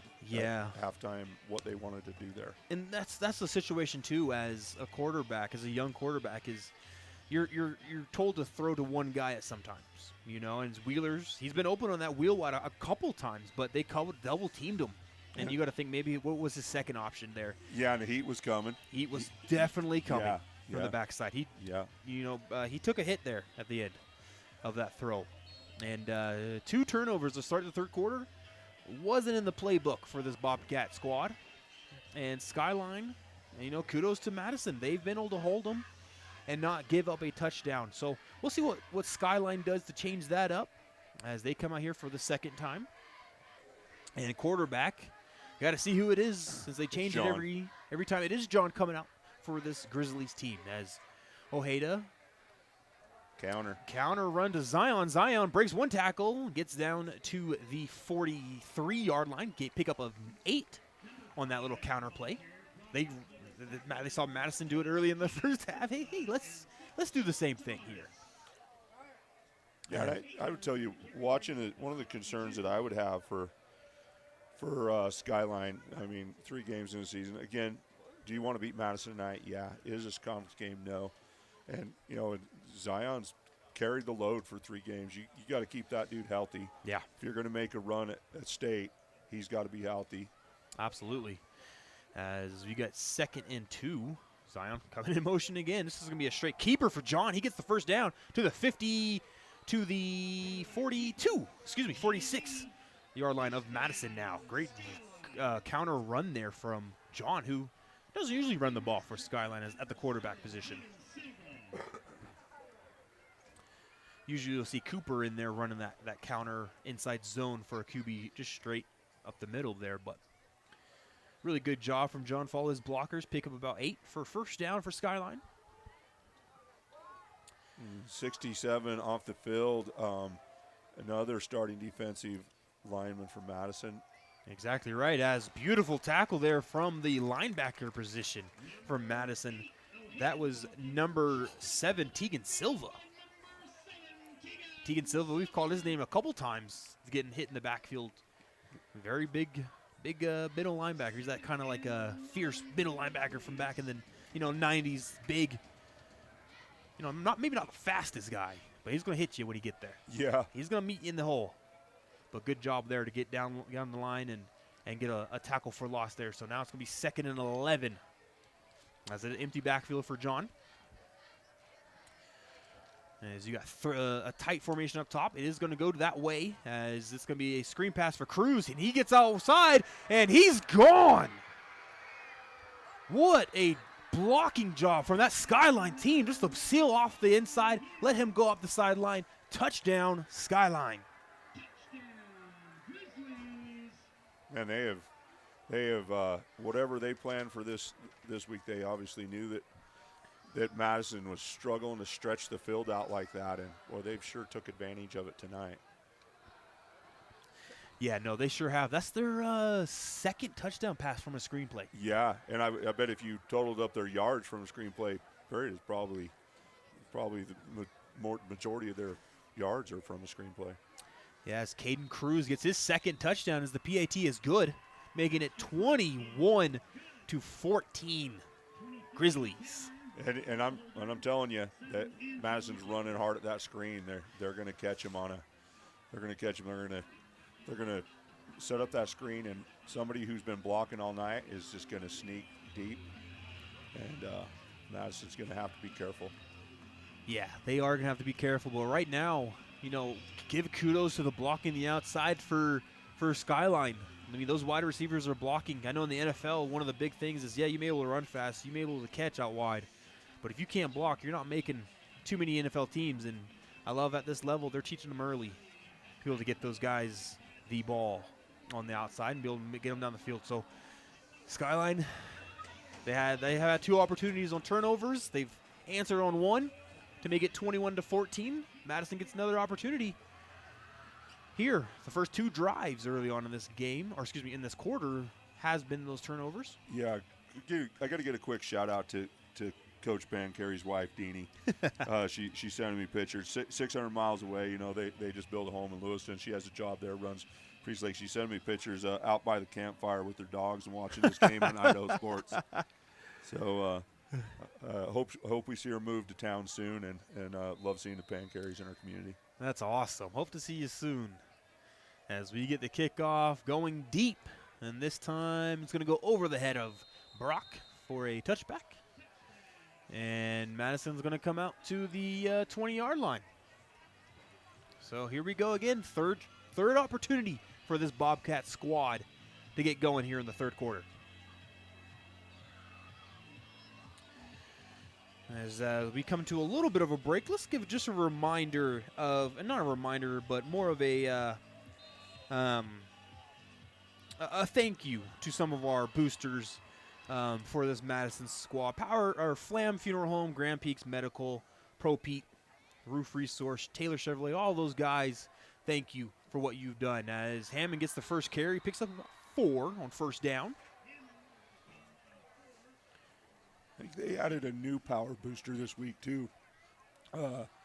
Excuse me, Clubhouse Pediatric Dentistry. Oh, heck yeah. Now, they just come aboard, building a new, beautiful building here in Madison. Oh, they are right across the highway. Yeah, Courtney Jackson. Yeah. Man, just love supporting our kids. And if you're a baseball fan, drive by and look at that building. He's a baseball guy, so he kind of copied what it looks like at Yankee Stadium and Boston Stadium. That's cool. It's a cool looking building. So welcome him as power booster as well. That's awesome. As we get a pitch out to Brock, and he gets spun around, dragged to the 28-yard line, and pushed all the way back to the 20. He had a ton of room. Great wrap up there. Who was that? I don't know, but it was good to rally to the ball because, man, that was a good looking play. That was Taylor wrapping him up outside. So great job there. Minimal gain, 3rd and 3 for Madison. You know, speaking of baseball, I'm an Atlanta Braves fan. Oh my gosh. I got to say it. It's been a miserable year as a baseball fan. You're bringing up the Yankees. You got to just bring up my Braves. Boy, it's been hard to watch. But do you think baseball season's too long? I don't know. 162 games. It can seem a lot, but sometimes in a nice evening man, gosh. What a play. As hitting the backfield, that's number 10 from Skyline that got there first, Joel Rose. Did I see that right, number 10? I didn't That's the see who freshman got there. quarterback. I don't think that's the right number, but whoever got there first, beautiful job, loss of 1 on the play. Again, this is what you talk about all the time, and this is what Skyline did against Blackfoot last week. They're very good at adjusting, putting you in a scenario, and they jump on you quick. You know, and before you know it, they got a couple touchdown lead, and it's really how Brett Taylor and Chet Taylor and Berger have coached for a long time. Well, Madison's confused here. They don't know who's coming on and who's off. I wish we had a visible play clock here, but they got to watch it. Hammond's a punter. Is he going to run it? Well, that's what they did. Skyline, it was Zion. As we're going to get a timeout from Madison. Yeah, there were a lot of confusion. Oh, that could be a huge timeout that they lost right there. Yeah. We're now at the 3-minute mark of the 3rd quarter. See if we can update a few scores out there in the world. What we got going on? Yeah, let's do it. So there's some big games across the state of Idaho. Got Middleton beating Cooner right now, 14-6. Halftime. How about halftime? Bishop Kelly 15, Rigby 7. That's a huge game. Yeah, BK over there. American Falls up 26-7 on Malad. Hillcrest up 28-14 on Thunder at home. That's about what you expect there, yeah. Yeah. Ryrie up on Marcine 35-0. West J beating up on South Fremont 28-7. Wow. Snake River 31, Bear Lake 6. A lot of scores coming in. Such a great time of year. It's the best. Oh, it's the best time of year. It's the best. Yeah. You got college football tonight, too. You know, you got Colorado, the storyline there. And, man, yeah, you're right. Just the best opportunity. As here we go. 4th and 4. Obviously, you'd think it's just a punt. And it is just going to be a little punt. And nice little punt there. Great punt. That's going to bounce at the 35 and bounce all the way to the 26. Let's see where they spot it. They're going to say the 28-yard line. Great punt. Great punt there. Yeah, I'm not going to – it drives me crazy. Like, you got to catch those punts. You got a guy back there. Fair catch that punt. Yeah. Don't let that punt bounce. Yeah, because you got to think just natural rotation of the ball is going to make it bounce forward. Yeah. And catch the punt, Taylor. Yeah, Taylor. Tell your family to catch the punt, Mr. Fuzz. he runs scoreboard for one of our grid kid areas. So at Skyline, he runs a scoreboard every Saturday. So tomorrow morning, I'm going to be like, first thing I'm going to say when I see him, I'm going to say, catch the punt, Taylor. That's awesome. That's awesome. And as we haven't mentioned tonight, too, is the Bobcats, they've introduced a new mascot. I saw that. He was pretty athletic looking dude. You It's think he's going to be BYU Cougar? That's what I'm thinking is what's happening down there. He's got a little student fan section down low below us, but I want to see him jump through fiery hoops and stuff, man. yeah. As it's going to be a straight keeper from Cooper, who's now into the game as he gets drilled at the 32-yard line. Just a quick pick up of 4. And he's got the look of the BYU Cougar. I thought so too. But he's the new mascot here at we Madison. Need to zip line him in here. Maybe jump out of a plane. Something's got to happen. Yeah, because you got that atmosphere here at Madison. This is a normal atmosphere here, and you got to make a grand entrance for your new mascot. Yeah, you don't just buy a mascot outfit like that and shake hands and kiss babies. You got to do something crazy. Yes, absolutely. Hopefully, we will. Later on in the year, because I think this is the first time that we're seeing him today. Huge drive right here. Huge drive. I don't think Madison can afford to go down 14. Huge drive. 2 minutes 15. As it's going to be a fake. Cooper, he's going deep to Zion. And what a throw! Zion on the run! Money. Touchdown! Skyline! You know, it's so crazy to watch those young DBs out here. Like, he had great coverage, but he just glanced back for 1 second, and it was just too much. 76-yard touchdown pass to Zion Crockett. The most impressive thing is the throw. Oh, my gosh. On the money. Right on the money. Over the shoulder, Zion. He's going to catch that every time. Right into the end zone. 27-14 right now. And the PAT is up and good. That's why the toughest position playing football is a corner.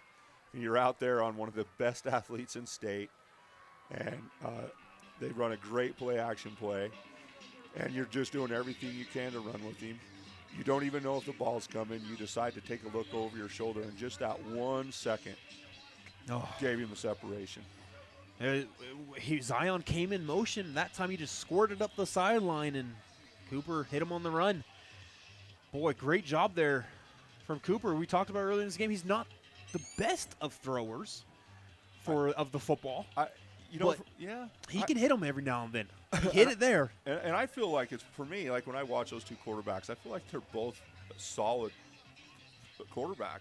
I just think when I look at him, I think Cooper has so much other stuff to offer. I mean, John's a quarterback. You're not going to put John out at wide receiver or in the slot. I just think those are two good athletes, and you have to get them both on the field. Yeah, so that's Cooper's second touchdown pass of the night.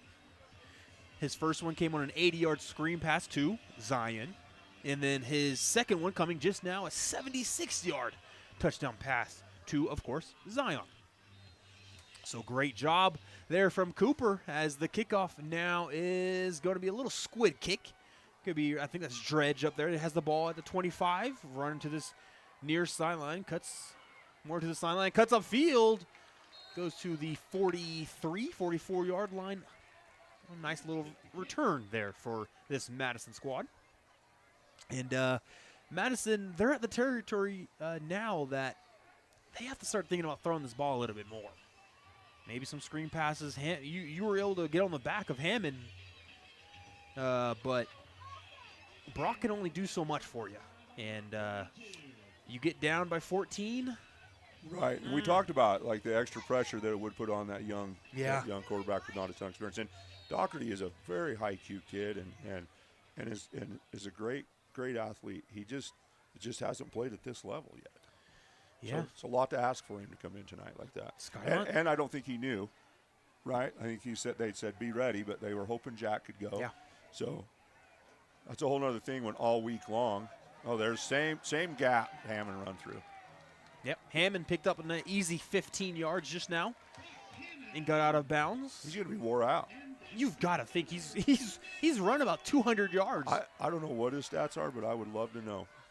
It's about 200. I mean, he's having an incredible night, but you take away Hammond, it's 28-0 right now. I would agree. It's a very scary sight to see if you're a Bobcat fan, but also you got to be thankful that you have Brock on your team because he's an animal.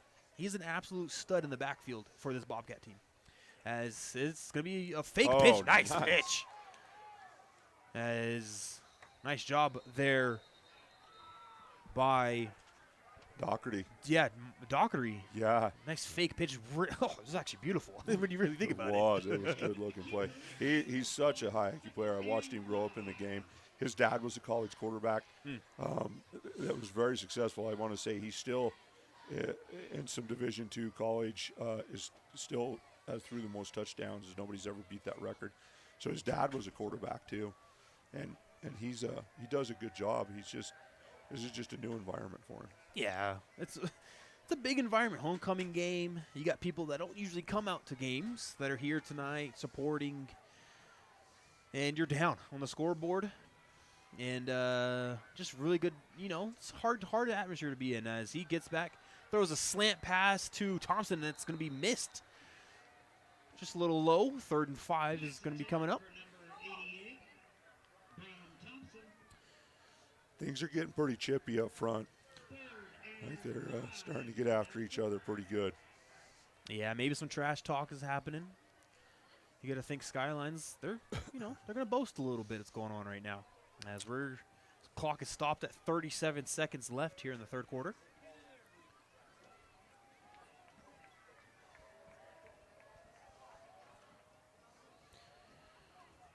And 3rd and 5 is going to be just another handoff to Brockett. Oh, my goodness. What a wrap up there. Is that Taylor? That's come in? I think that Taylor deep back there. I think that was 25. That was 9, and it was Storm, Sawyer Davis, and Kyler Loftus. That's right. Kyler Loftus got in there and wrapped him up immediately just for a 1-yard gain. So it's 4th and 4. Yeah.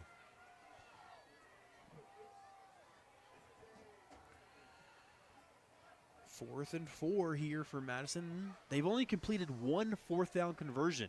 And you. So this is a tough play. You're like, okay, like we turn the ball over here. That's not great. But you also have to be like, we're down 14. It's 4th quarter. You're right. Like this is, this is always where I'm glad I'm just up here watching, not deciding. A little bit of a stressful event as the 4 goes up on the hands, and we're going to take a break with them. We'll be right back for the start of the 4th quarter.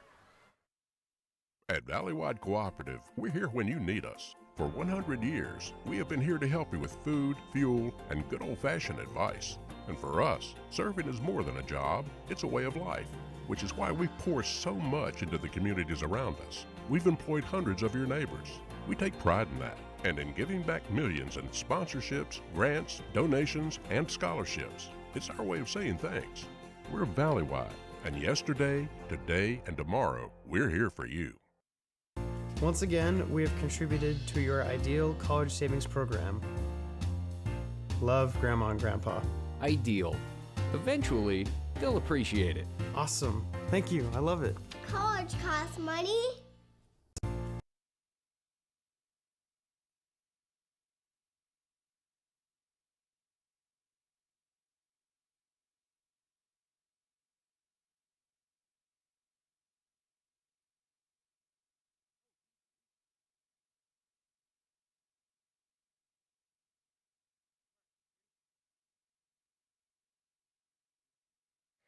Welcome back here to the start of the 4th quarter. Madison has a huge 4th and 4 to try to convert as Doherty decides to run. And it's going to be a hold out there on the edge that didn't need to happen. Oh, I thought it was going to be a face mask. Oh, maybe. Because when he spun back in, wait a minute. I thought his head turned. They're chatting. We'll see what they call here. This could be a big. I mean, it's either a turnover on downs or a big movement forward as the call is coming in now.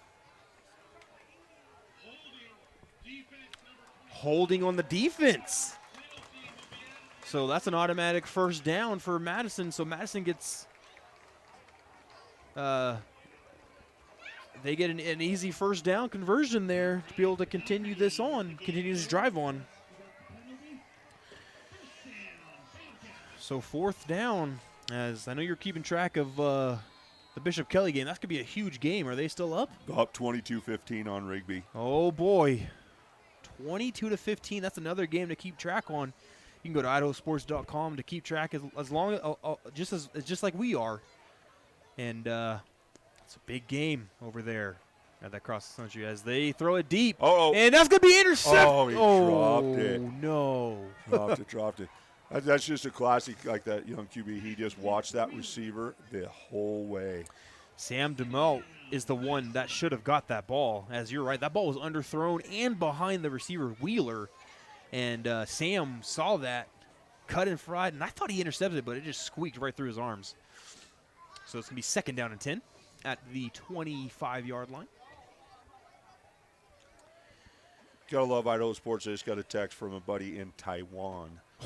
Paul Hackey is watching the game over there tonight. How cool is that? Hi, Mr. Paul in Taiwan. Eat some good old Taiwanese food for me, would you? As the nice keeper, Dockery, gets the outside and picks up 7, maybe 8 yards.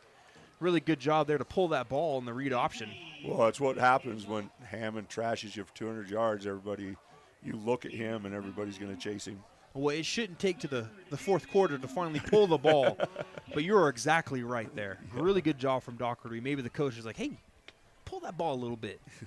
You're going to have 8. If he does that every single time, that's an easy touchdown here eventually. But really good play design or play call on 2nd down, so make it 3rd and 1. Dockery is – no, excuse me, that's going to be Cash. Just going to go – behind Dockery. You're just going to go bang football. You're going to line up, see – we're going to run you over. Yep, and Cash once again converts on a 3rd and 1, picks up 4 on that carry. So it's going to be 1st down at the 12-yard line. Excuse me, 13-yard line, as there's going to be an injury as well. Oh, gosh darn. Yep, that's on the Skyline defensive line, and he's grabbing an ankle, or excuse me, at a knee. So we're going to say, let's talk to some of our sponsors here. Let's see as well. So for the Skyline side, I'm sorry. We haven't talked about tonight. My son, he's usually always with me. He's always going to be at these games. He's Dallas. He was with me for baseball. He's going to be with me for football. It's fun to bring him out to all his environment. As my wife is back home with our 2 little girls, hopefully sleeping. Probably not. They're probably going to be wide awake when I walk in the house, but for our Skyline boosters, MVP Rentals, The Roof Resource, Teton Toyota, and Teton Volkswagen. As well, remember, continue checking out back on the website for updated scores, schedules, standings, polls. That's a big one this year as well. Action photo galleries and written content from every corner of the state. Yeah, new booster sponsor again this week. You added also Java Express. Been around forever. Doing a super cool thing called Sip and Support. They created a drink for every school. So if you're on the game or on the score, you can look at it up there and click on it and tell you about it. Every time one of those drinks is bought, money goes towards that school. So just another great company supporting our young athletes. That's right, Java over there on 2nd North. You can go over there. Madison, it's a red drink. Sugar City, it's a blue drink. Just really awesome as the handoff is, I believe that's Hammond for a gain of 3. So 2nd and 7. He could still pick up a 1st down at the 3-yard line.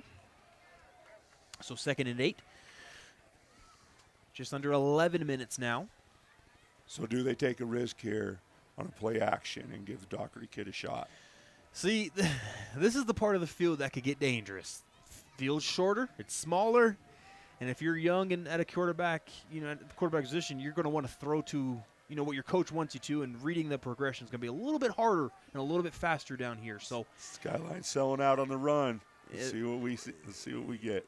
Yeah, they're manned up, and the safeties are about 5 yards from the line of scrimmage. And they're going to throw it. It's going to be a deep throw. And wide. He threw it right to the corner. He might be gone. Is that Taylor? No, that's Serrell. That's Serrell. That's his second. That's his second interception tonight. There's going to be flags at the end of the play here. 4 turnovers this half. 4 turnovers this half.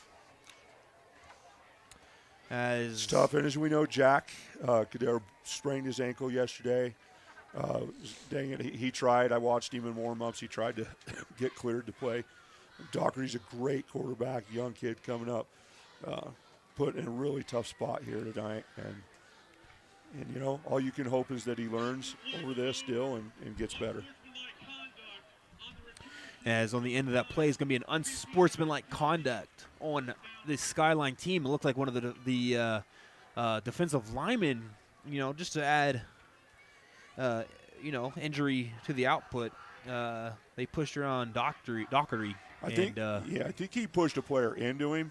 You know, was how it went down. But yeah. But you know, man, you just get excited all week long. You work at practice about when you turn the ball over to get downfield and block, and defense gets a little excited sometimes. Yeah, they certainly do. Skyline here, I mean, you're at the point you're just 10 minutes and 15 seconds left in this game. You can start running the ball here. I mean, if you're smart with it, you can get all the way down to. I'm with you, but can they? That's well. That's been their struggle for, you know, even while they've been hanging banners. Yeah, they've had plays of 80 yards, 76 yards. Yeah. You know, they're more of a big play type threat. So we'll see here. They are. Never been their cup of tea to grind it out. As the ball is handed off to Zion up the middle, and he picks up 2, maybe they're going to give him 3. So 2nd and 7 upcoming. And but you're right, clock rolling. They're gonna. I mean, that's gonna be their goal. That's gonna be the goal here. You know, their main running back is Ojeda. He's only touched the ball 4 times. Yeah. Really, it was really only on that first drive of the game. He hasn't really touched the ball since.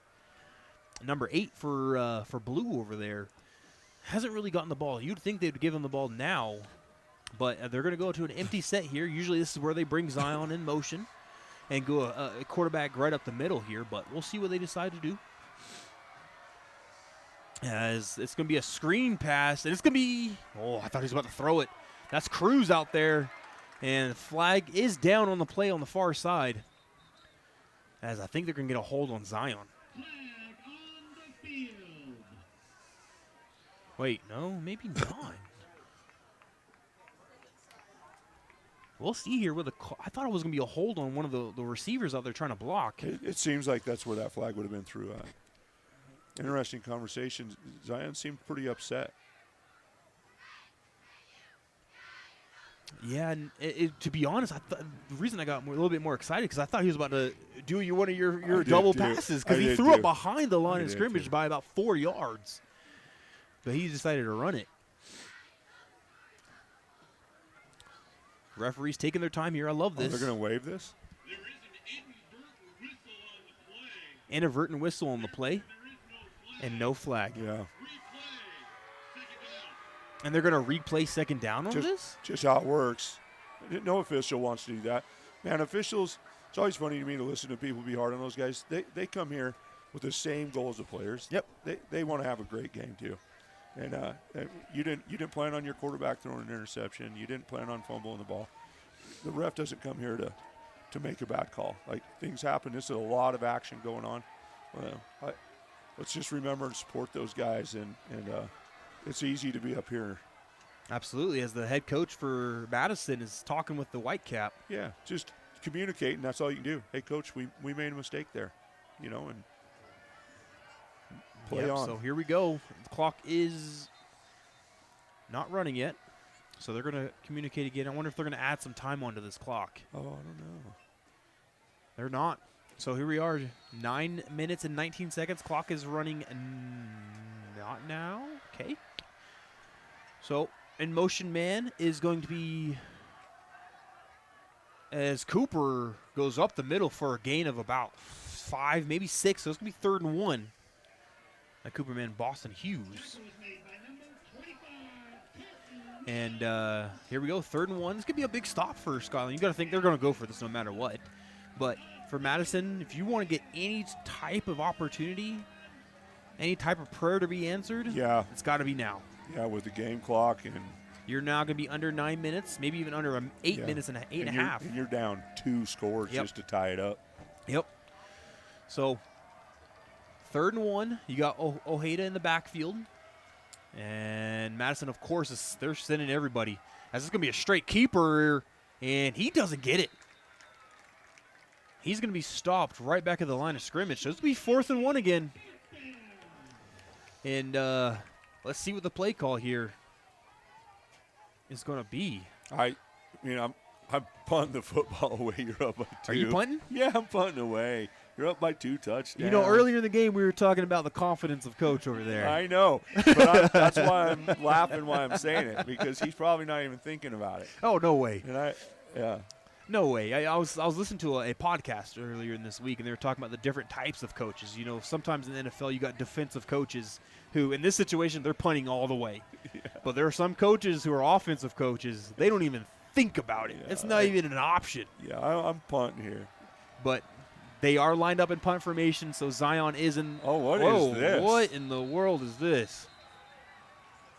They had 5. This is like the power, heavy power. Capital I. Yeah, the Cap had 4 people lined up in the I. Who called that timeout, by the way? Did you catch that? I'm trying to see here. It looked like it was Skyline that called that timeout. So I hope we see that formation again. But 4th and 1, 7 minutes and 40 seconds. As I'm just trying to get some more scores here. I don't think anything has come final yet. Let's see what we got. 41-6, Blackfoot over Pocatello. 2 minutes left in the 3rd.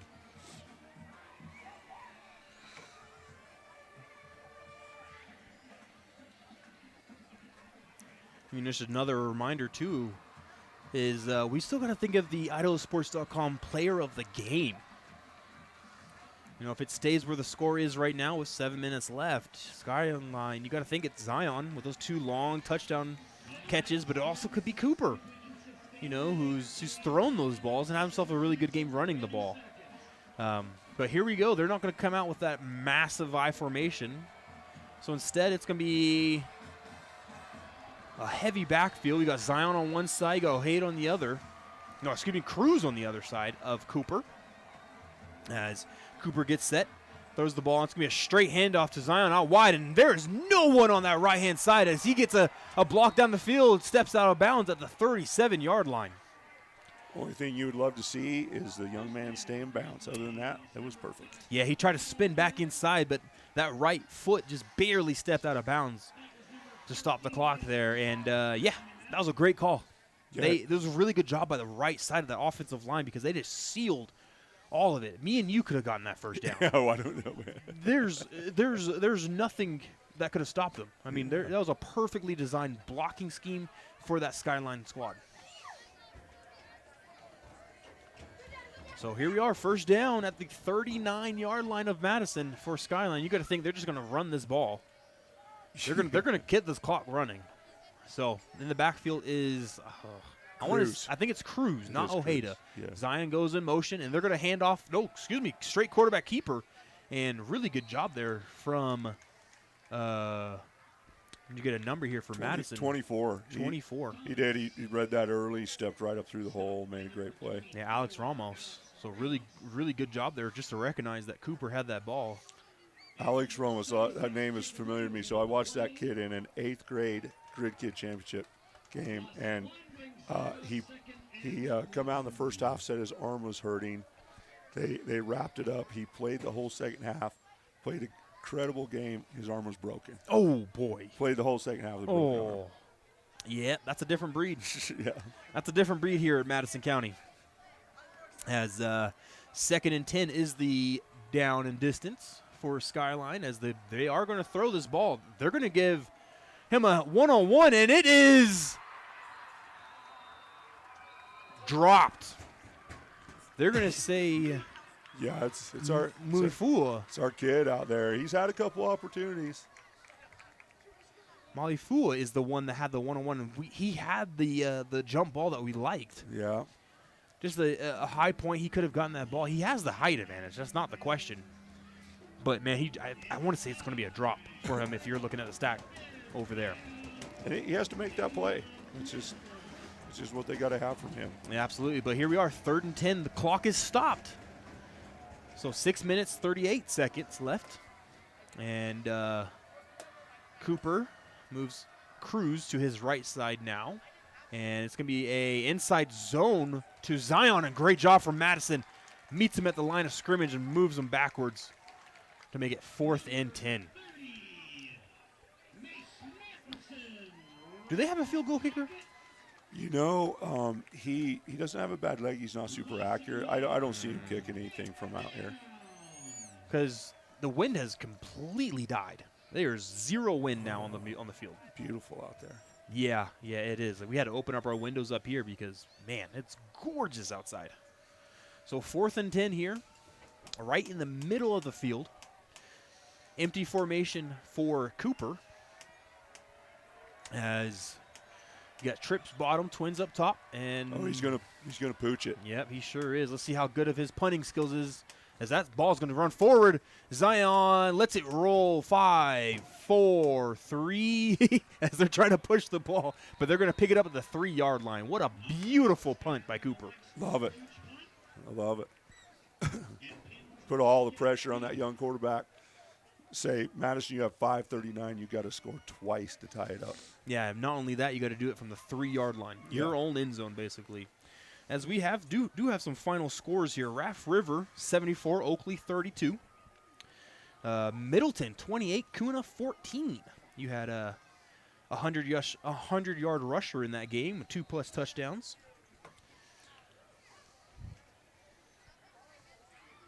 Really good couple of games here across the state of Idaho. As it's going to be a carry for Brock, and he's going to pick up, he's going to drive a couple. He's going to pick up about 8, maybe, they're going to say 7 yards on that inside carry. As BK still up on Rigby, 22-15 now, 4:54 left in the game. Cool. Rigby's had a lot of magic this year. Are they going to get another one? They're going to need some big-time magic for Rigby. I haven't seen Rigby play this year yet, but the way look at the scores, look at everything else, the way they're looking like Rigby of old. So I know last year, they had a weird year last year. They started 0-3 and played a crazy schedule. Crazy. American Fork, and just went down there and played monsters. Yeah, they did. What a great job by that Skyline defensive line to meet them at the line. And Loftus is in there for a tackle, and we got an injury on the field. I think just a cramp. I think that's Brock. He should be cramping. He ran 7 miles tonight. Yeah, he's got me tired. I think I lost 4 just watching this game. Man. So, yeah, I think he's up already, just walking up the field. So I think it just was a cramp. Look at these Madison fans. They're like looking at the cars, and they're like, I'm going to slip out of here. It's homecoming, man. Sit down. Yep, sit down. I mean, if you watched NFL this past weekend, Bills, Ravens, what a crazy fourth quarter that was. Yeah. I mean, I know that's at the professional level, but we're in the same kind of scenario. Yeah, and then when you talk about the Rigby Magic, I watched them against Woodcross in the Rumble. Woodcross is lining up to kick the game-winning field goal with 13 seconds left. Rigby blocks it, runs it back to the 33, and then with 3 seconds left, throws a dart for a touchdown in the end zone.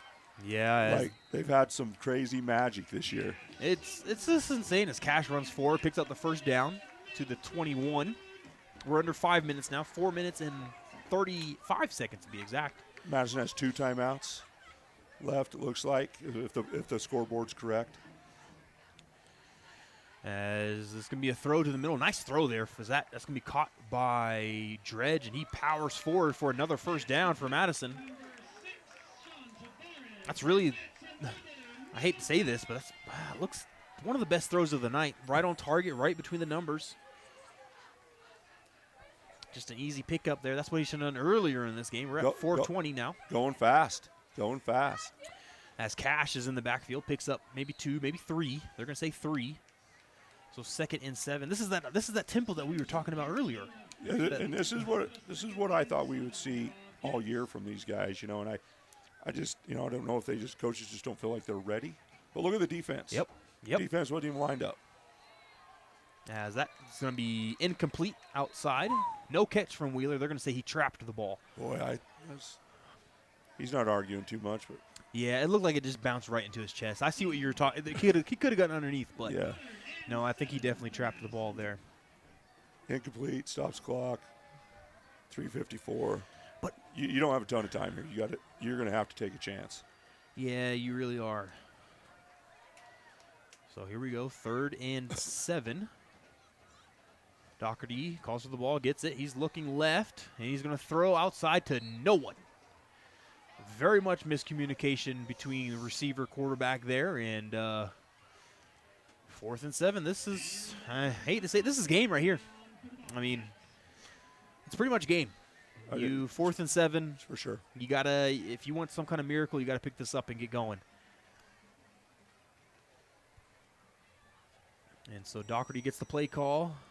They're getting close on time. I'm trying to look at the refs here for any type of play clock time, but no hands are raised yet. So 4th and 7. Behind him is Brock. Doherty calls the ball, gets it. He looks right. He's going to throw right, and the receiver is caught. And that's going to be a first down. I think that's Thompson. That is Thompson. Very beautiful throw and catch there for the Bobcats.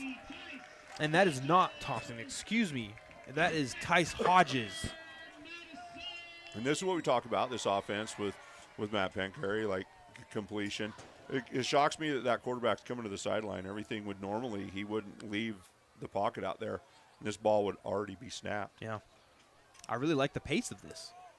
If we could have seen this all night, I wonder what I wonder what this game could have been. As Brock gets the ball, handoff, beautiful line of blockers there. He picks up about 7, maybe 8. They're going to say 8 for Hammond. We're going to go into 3 minutes before the ball is snapped again. Yep, we're at 3:10 right now, so you're exactly right. They do have the play clock or play call already in, as it's going to be the same pistol formation. As Hammond comes now to the left side of Doherty. Doherty gets the ball. He looks left, and he's going to throw it deep, and that's Thompson. That's a beautiful throw, and what a job from Skyline's defender, number 7, Santano Introm, the 6'2 senior. And he was smart enough to see the receiver looking back and just threw his hand up. And, yeah, that was – He got to be careful there. It was underthrown ball, so an underthrown ball is going – a lot of the time is going to be called for pass interference, but you're right. Beautiful job just to realize that the receiver's eyes were looking back, put his hands up, and tipped the ball. That was actually a really good throw there from Doherty. It was. It was a little underthrown, like I said, but not a bad ball at all. But we've been waiting. They have to take those chances if they're going to get back here. Yes, you were 100% right. So here we go. 3rd and 2, and they're going to be a handoff to Brock Hammond. Hammond jumps left and gets pounded right at the sticks, and they're going to say he got to the first down marker. Right on the line, or right on the marker. They're going to say first down. That's the nice thing about a turf field is it is great for the officials can look and yeah. I mean we're seeing so many of these fields in East Idaho now. It is super nice for official to be able to look and make that first down call. Yeah, I love these new fields, man. Playing on carpet, it's nice. You know, very soft carpet out there too for these boys. So, I mean, of course, you still get your rubber down. You're still going to get burned a little bit, but still a nice, very nice field as all over East Idaho. And Doherty looking right. He's going to throw left. Thompson, and that ball is caught right at the 10-yard line. A beautiful throw in between a couple defenders. And that's probably the throw of the night for this offense, as it's now down to the 10-yard line. And that's going to be 1st and goal for Madison. Look at Skyline trying to get people off the field and on the field.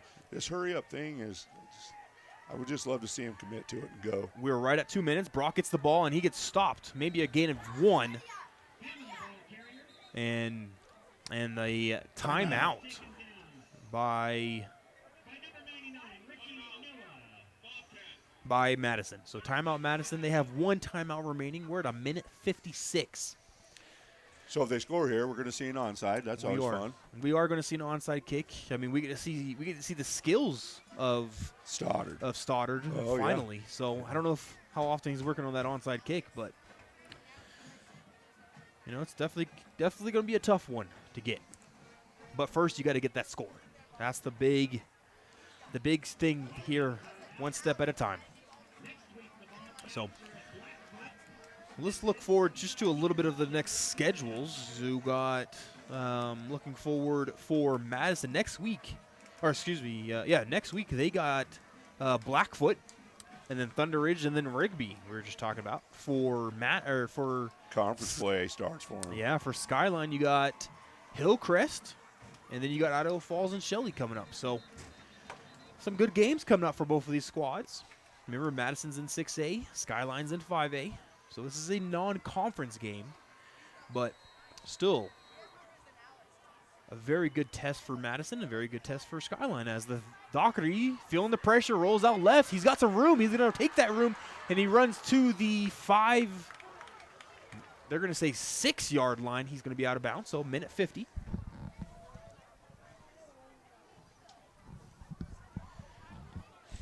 As they're down to the 6.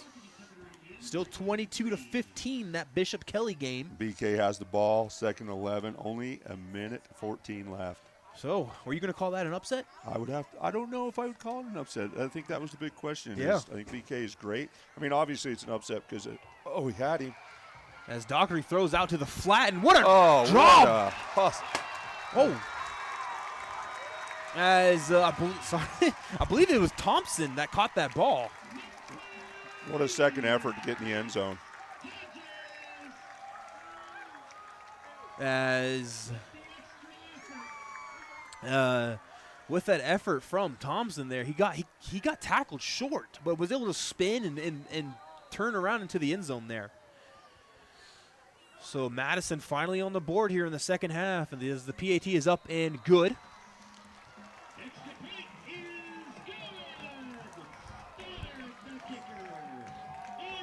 There's a passing touchdown. I'm going to write that down. So good job there from Madison. Now they got one step done, 21-28. Now comes the hard part. As Stoddard there has to start thinking about what he wants to do for an onside kick. Great looking drive from Doherty. Made some good throws. By far the best drive for him. Made some good runs. Yeah. Yeah. He looked more comfortable going fast than he did. And I wonder if coaches are going to see that. Yeah, he looks way more comfortable going fast.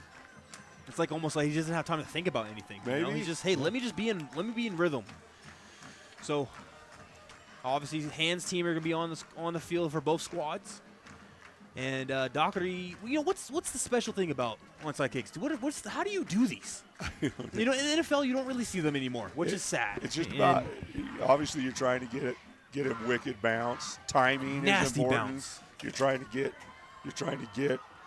it there at the same time you get the ball there. It's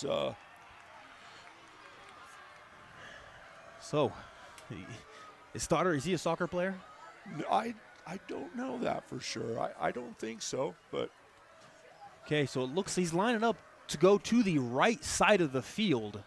So he's going to try to get on top of this ball and bounce it. Remember, he's got to go 10 yards before anybody from Madison can touch it. He's just going to try to mash it into the ground and get a gnarly bounce. And there's the bounce. It touched him. And Madison's got it. It was successful. Skyline's hand team touched the ball before it went to 10 yards, and automatically you can get the ball from there. And Madison's, I believe, number 6? I think it's Sean, the linebacker, is the one that recovered the ball. And here we go, a minute 39. Wow. Woo! Doherty. He's growing up before our eyes. In the past 3 minutes, this is a different quarterback. We'll see what happens. This is absolutely a different quarterback here. So I hope that we can see him go. Now their enemy is the clock. A minute 39 seconds. Only one timeout. Yeah, they can't. There's not a whole lot of mistakes they can make here. Only one. So here we go. Doherty steps back. He's throwing deep. He's got a receiver open. Thompson. Oh! Overthrown by just a yard. And he's underthrown all night. So you got to think he just bared back and ripped that baby as hard as he could. Doherty, he thought he had both hands in the air, but he overthrew him by a yard. Could you imagine recovering the onside kick and then throwing a absolute dime to Thompson on the left-hand side, but overthrown by a yard. Okay, so we have to talk about it now. Like, they throw it in here. Do they go for 2 in the win? Ooh, oh boy. Let's not get that far, okay? Let's not get that far here yet. That's a question. That's a question. 2nd and 10, minute 34. Skyline's having to respect this arm a little bit now. They're not loading the box anymore. Skyline can still run this, and Brock has the ball. He's at the 50. Oh, should have got out of bounds. Doesn't get out of bounds. No, when he saw what he had, he should have got out of bounds. Only 1 yard gain, so it's going to be 3rd and 9. Skyline, really good job there just to hold their positions, just hold the edges, really. Might be the first mistake Hammond's made tonight. I mean, he fumbled once. Yeah, he fumbled, but that's huge right there. He should have got out of bounds. We got the first empty formation for Madison tonight as Doherty, he's looking right, fake left, has a receiver, he's throwing deep, and it's caught!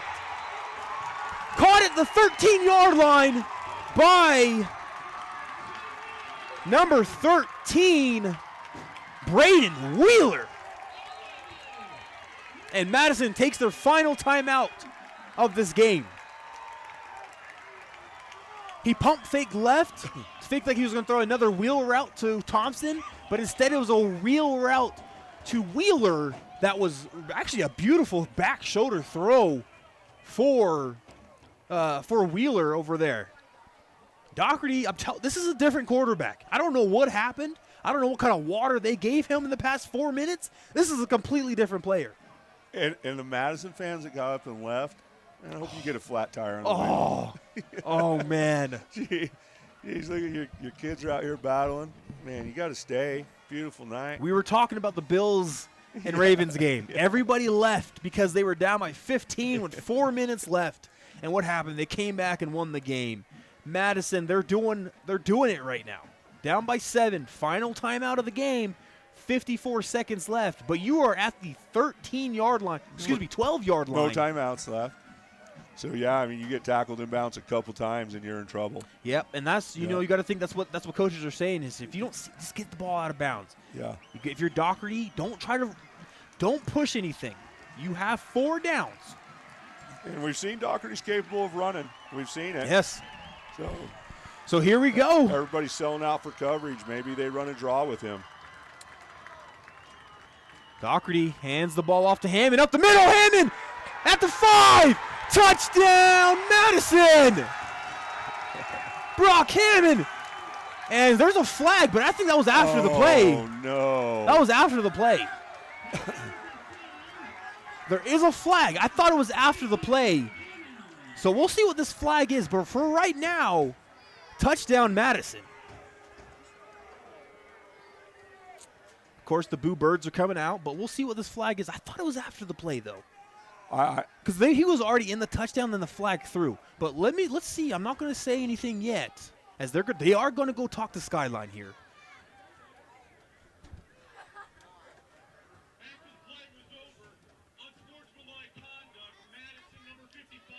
Okay. All right, so here we go. A 15-yard penalty on what? On the try. Yes, so the touchdown is good. Oh, now you have an NFL PAT. Oh, no, you have a 15-yard.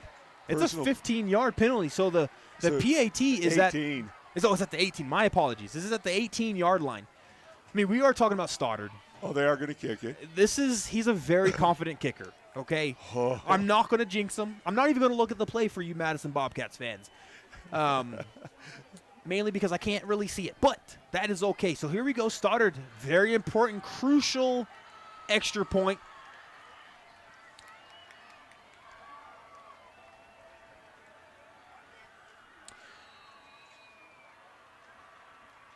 They call the ball. Stoddard, kick is up. Blocked. And it's blocked! It's an extra point. It's dead. Skyline wins. Skyline! Well, they got 40. They're going to have to snap the ball. Oh, my goodness. They did everything right. Everything right except for the very crucial extra point. Did we see who blocked it? I did not. I thought it was Zion. Was it Zion? I thought it was. Oh, man. The air just left this 1,500 seat stadium. It's gone. So now you have to have another miracle happen on an onside kick. What is this game? I don't know, but I'm glad we're here. What is this game? I'm loving this. 27-28. Look at all your cricket players down there that haven't paid any attention Yes. tonight. Look at them lined up. Yep. Everyone's lined up on the fence here. You got the new Bobcat over, I thought I saw him here down low, but man, here we go again. We're going to need Stoddard to make another miracle. Dude, and if you're the front line on this Grizz, don't touch it. Well, you're a mess right now, right? Yes. Like, please don't kick it to me. Yes. Oh, okay, here we go. Another opportunity for an onside kick. I don't know if I've ever seen an onside kick back-to-back. Twice in a row? I don't know if I ever have. I'm sure it's happened. I have personally never seen it. Well, his first one was perfect. So can he rep it again? Again, they last time they ran Cash in motion kind of on this kick. See if they're going to do the same thing again. They are. As it is recovered right at the 50, Skyline ball. And all Skyline has to do is kneel the ball twice, and this game is over. 14 just like lost 5 years off his life. It's like, thank you. Yeah, because I'm pretty sure he was the one that touched it last time. So here we go. What a game.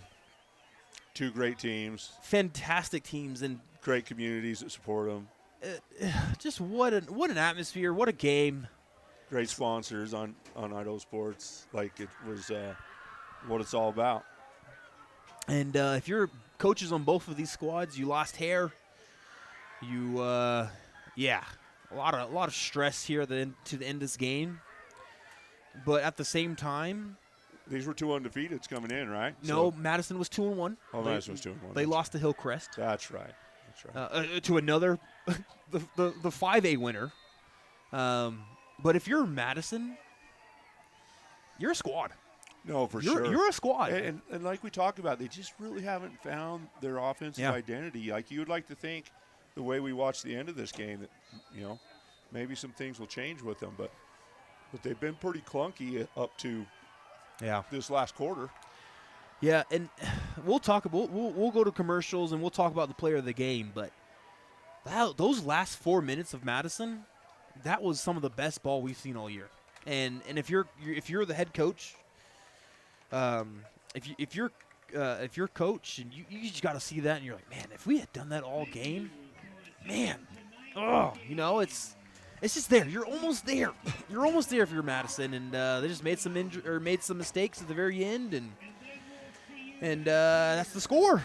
Final here in Madison, 27-28. So we're gonna go in some commercials for the last time, and then we'll come back with our IdahoSports.com player of the game.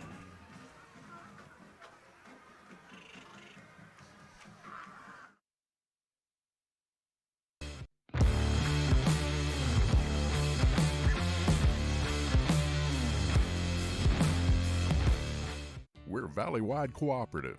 For 100 years, we've been your first choice for residential and commercial propane, fuels, oils, and lubricants. We service HVAC, install water heaters, propane tanks, and accessories. And yes, we'll even deliver right where you need it. Because for us, serving is more than a job, it's a way of life. We are proud to employ your neighbors and to be a cornerstone of your community. We're Valley-wide. Yesterday, today, and tomorrow. We're here for you. As Idahoans, we're not afraid to take risks.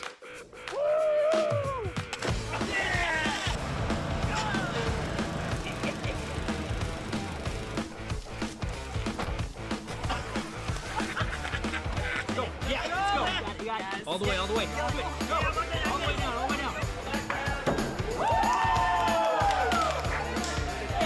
Driving under the influence is not a risk we're willing to take.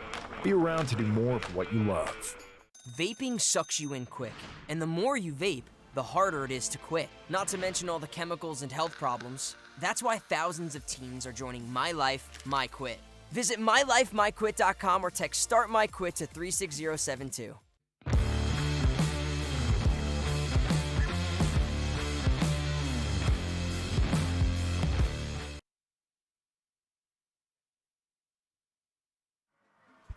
Welcome back here to Madison High School as we have gone final. Final score 28. Skyline, Madison 27 as one of the best games of the year, I'd have to say, personally. And especially the last 5-6 minutes. Just a crazy atmosphere, crazy turn of events. Just giving you another reason why anything can happen here in high school football. And a great showing from Skyline, a great showing from Madison. Just a couple, let me just run down real quick of what happened for scoring. Just really quickly, started all off with 80-yard touchdown reception from Zion, and then a 68-yard run from Hammond, and then a 1-yard run from Cruz to make it 14-7 Skyline. And then a couple plays later, it was a 59-yard touchdown pass to Wheeler for Madison to tie it all up, and that was our score at halftime, 14-14. And then to start the second half, it was 3 straight turnovers on 3 straight possessions for Madison. So Skyline got up to 28-14, but on a pass from Cooper, 46-yard touchdown pass to Cruz, and then a 76-yard touchdown pass to Zion. And then Madison came back and scored. They had a 6-yard touchdown pass from Thompson in the fourth, and then a 15-yard rushing touchdown by Hammond in the last 40 seconds of this game to make it very interesting. And then the PAT was blocked by Zion Crockett to end this game. And all that's left for us is to give the IdahoSports.com player of the game. And Mr. Swanson, what do you think?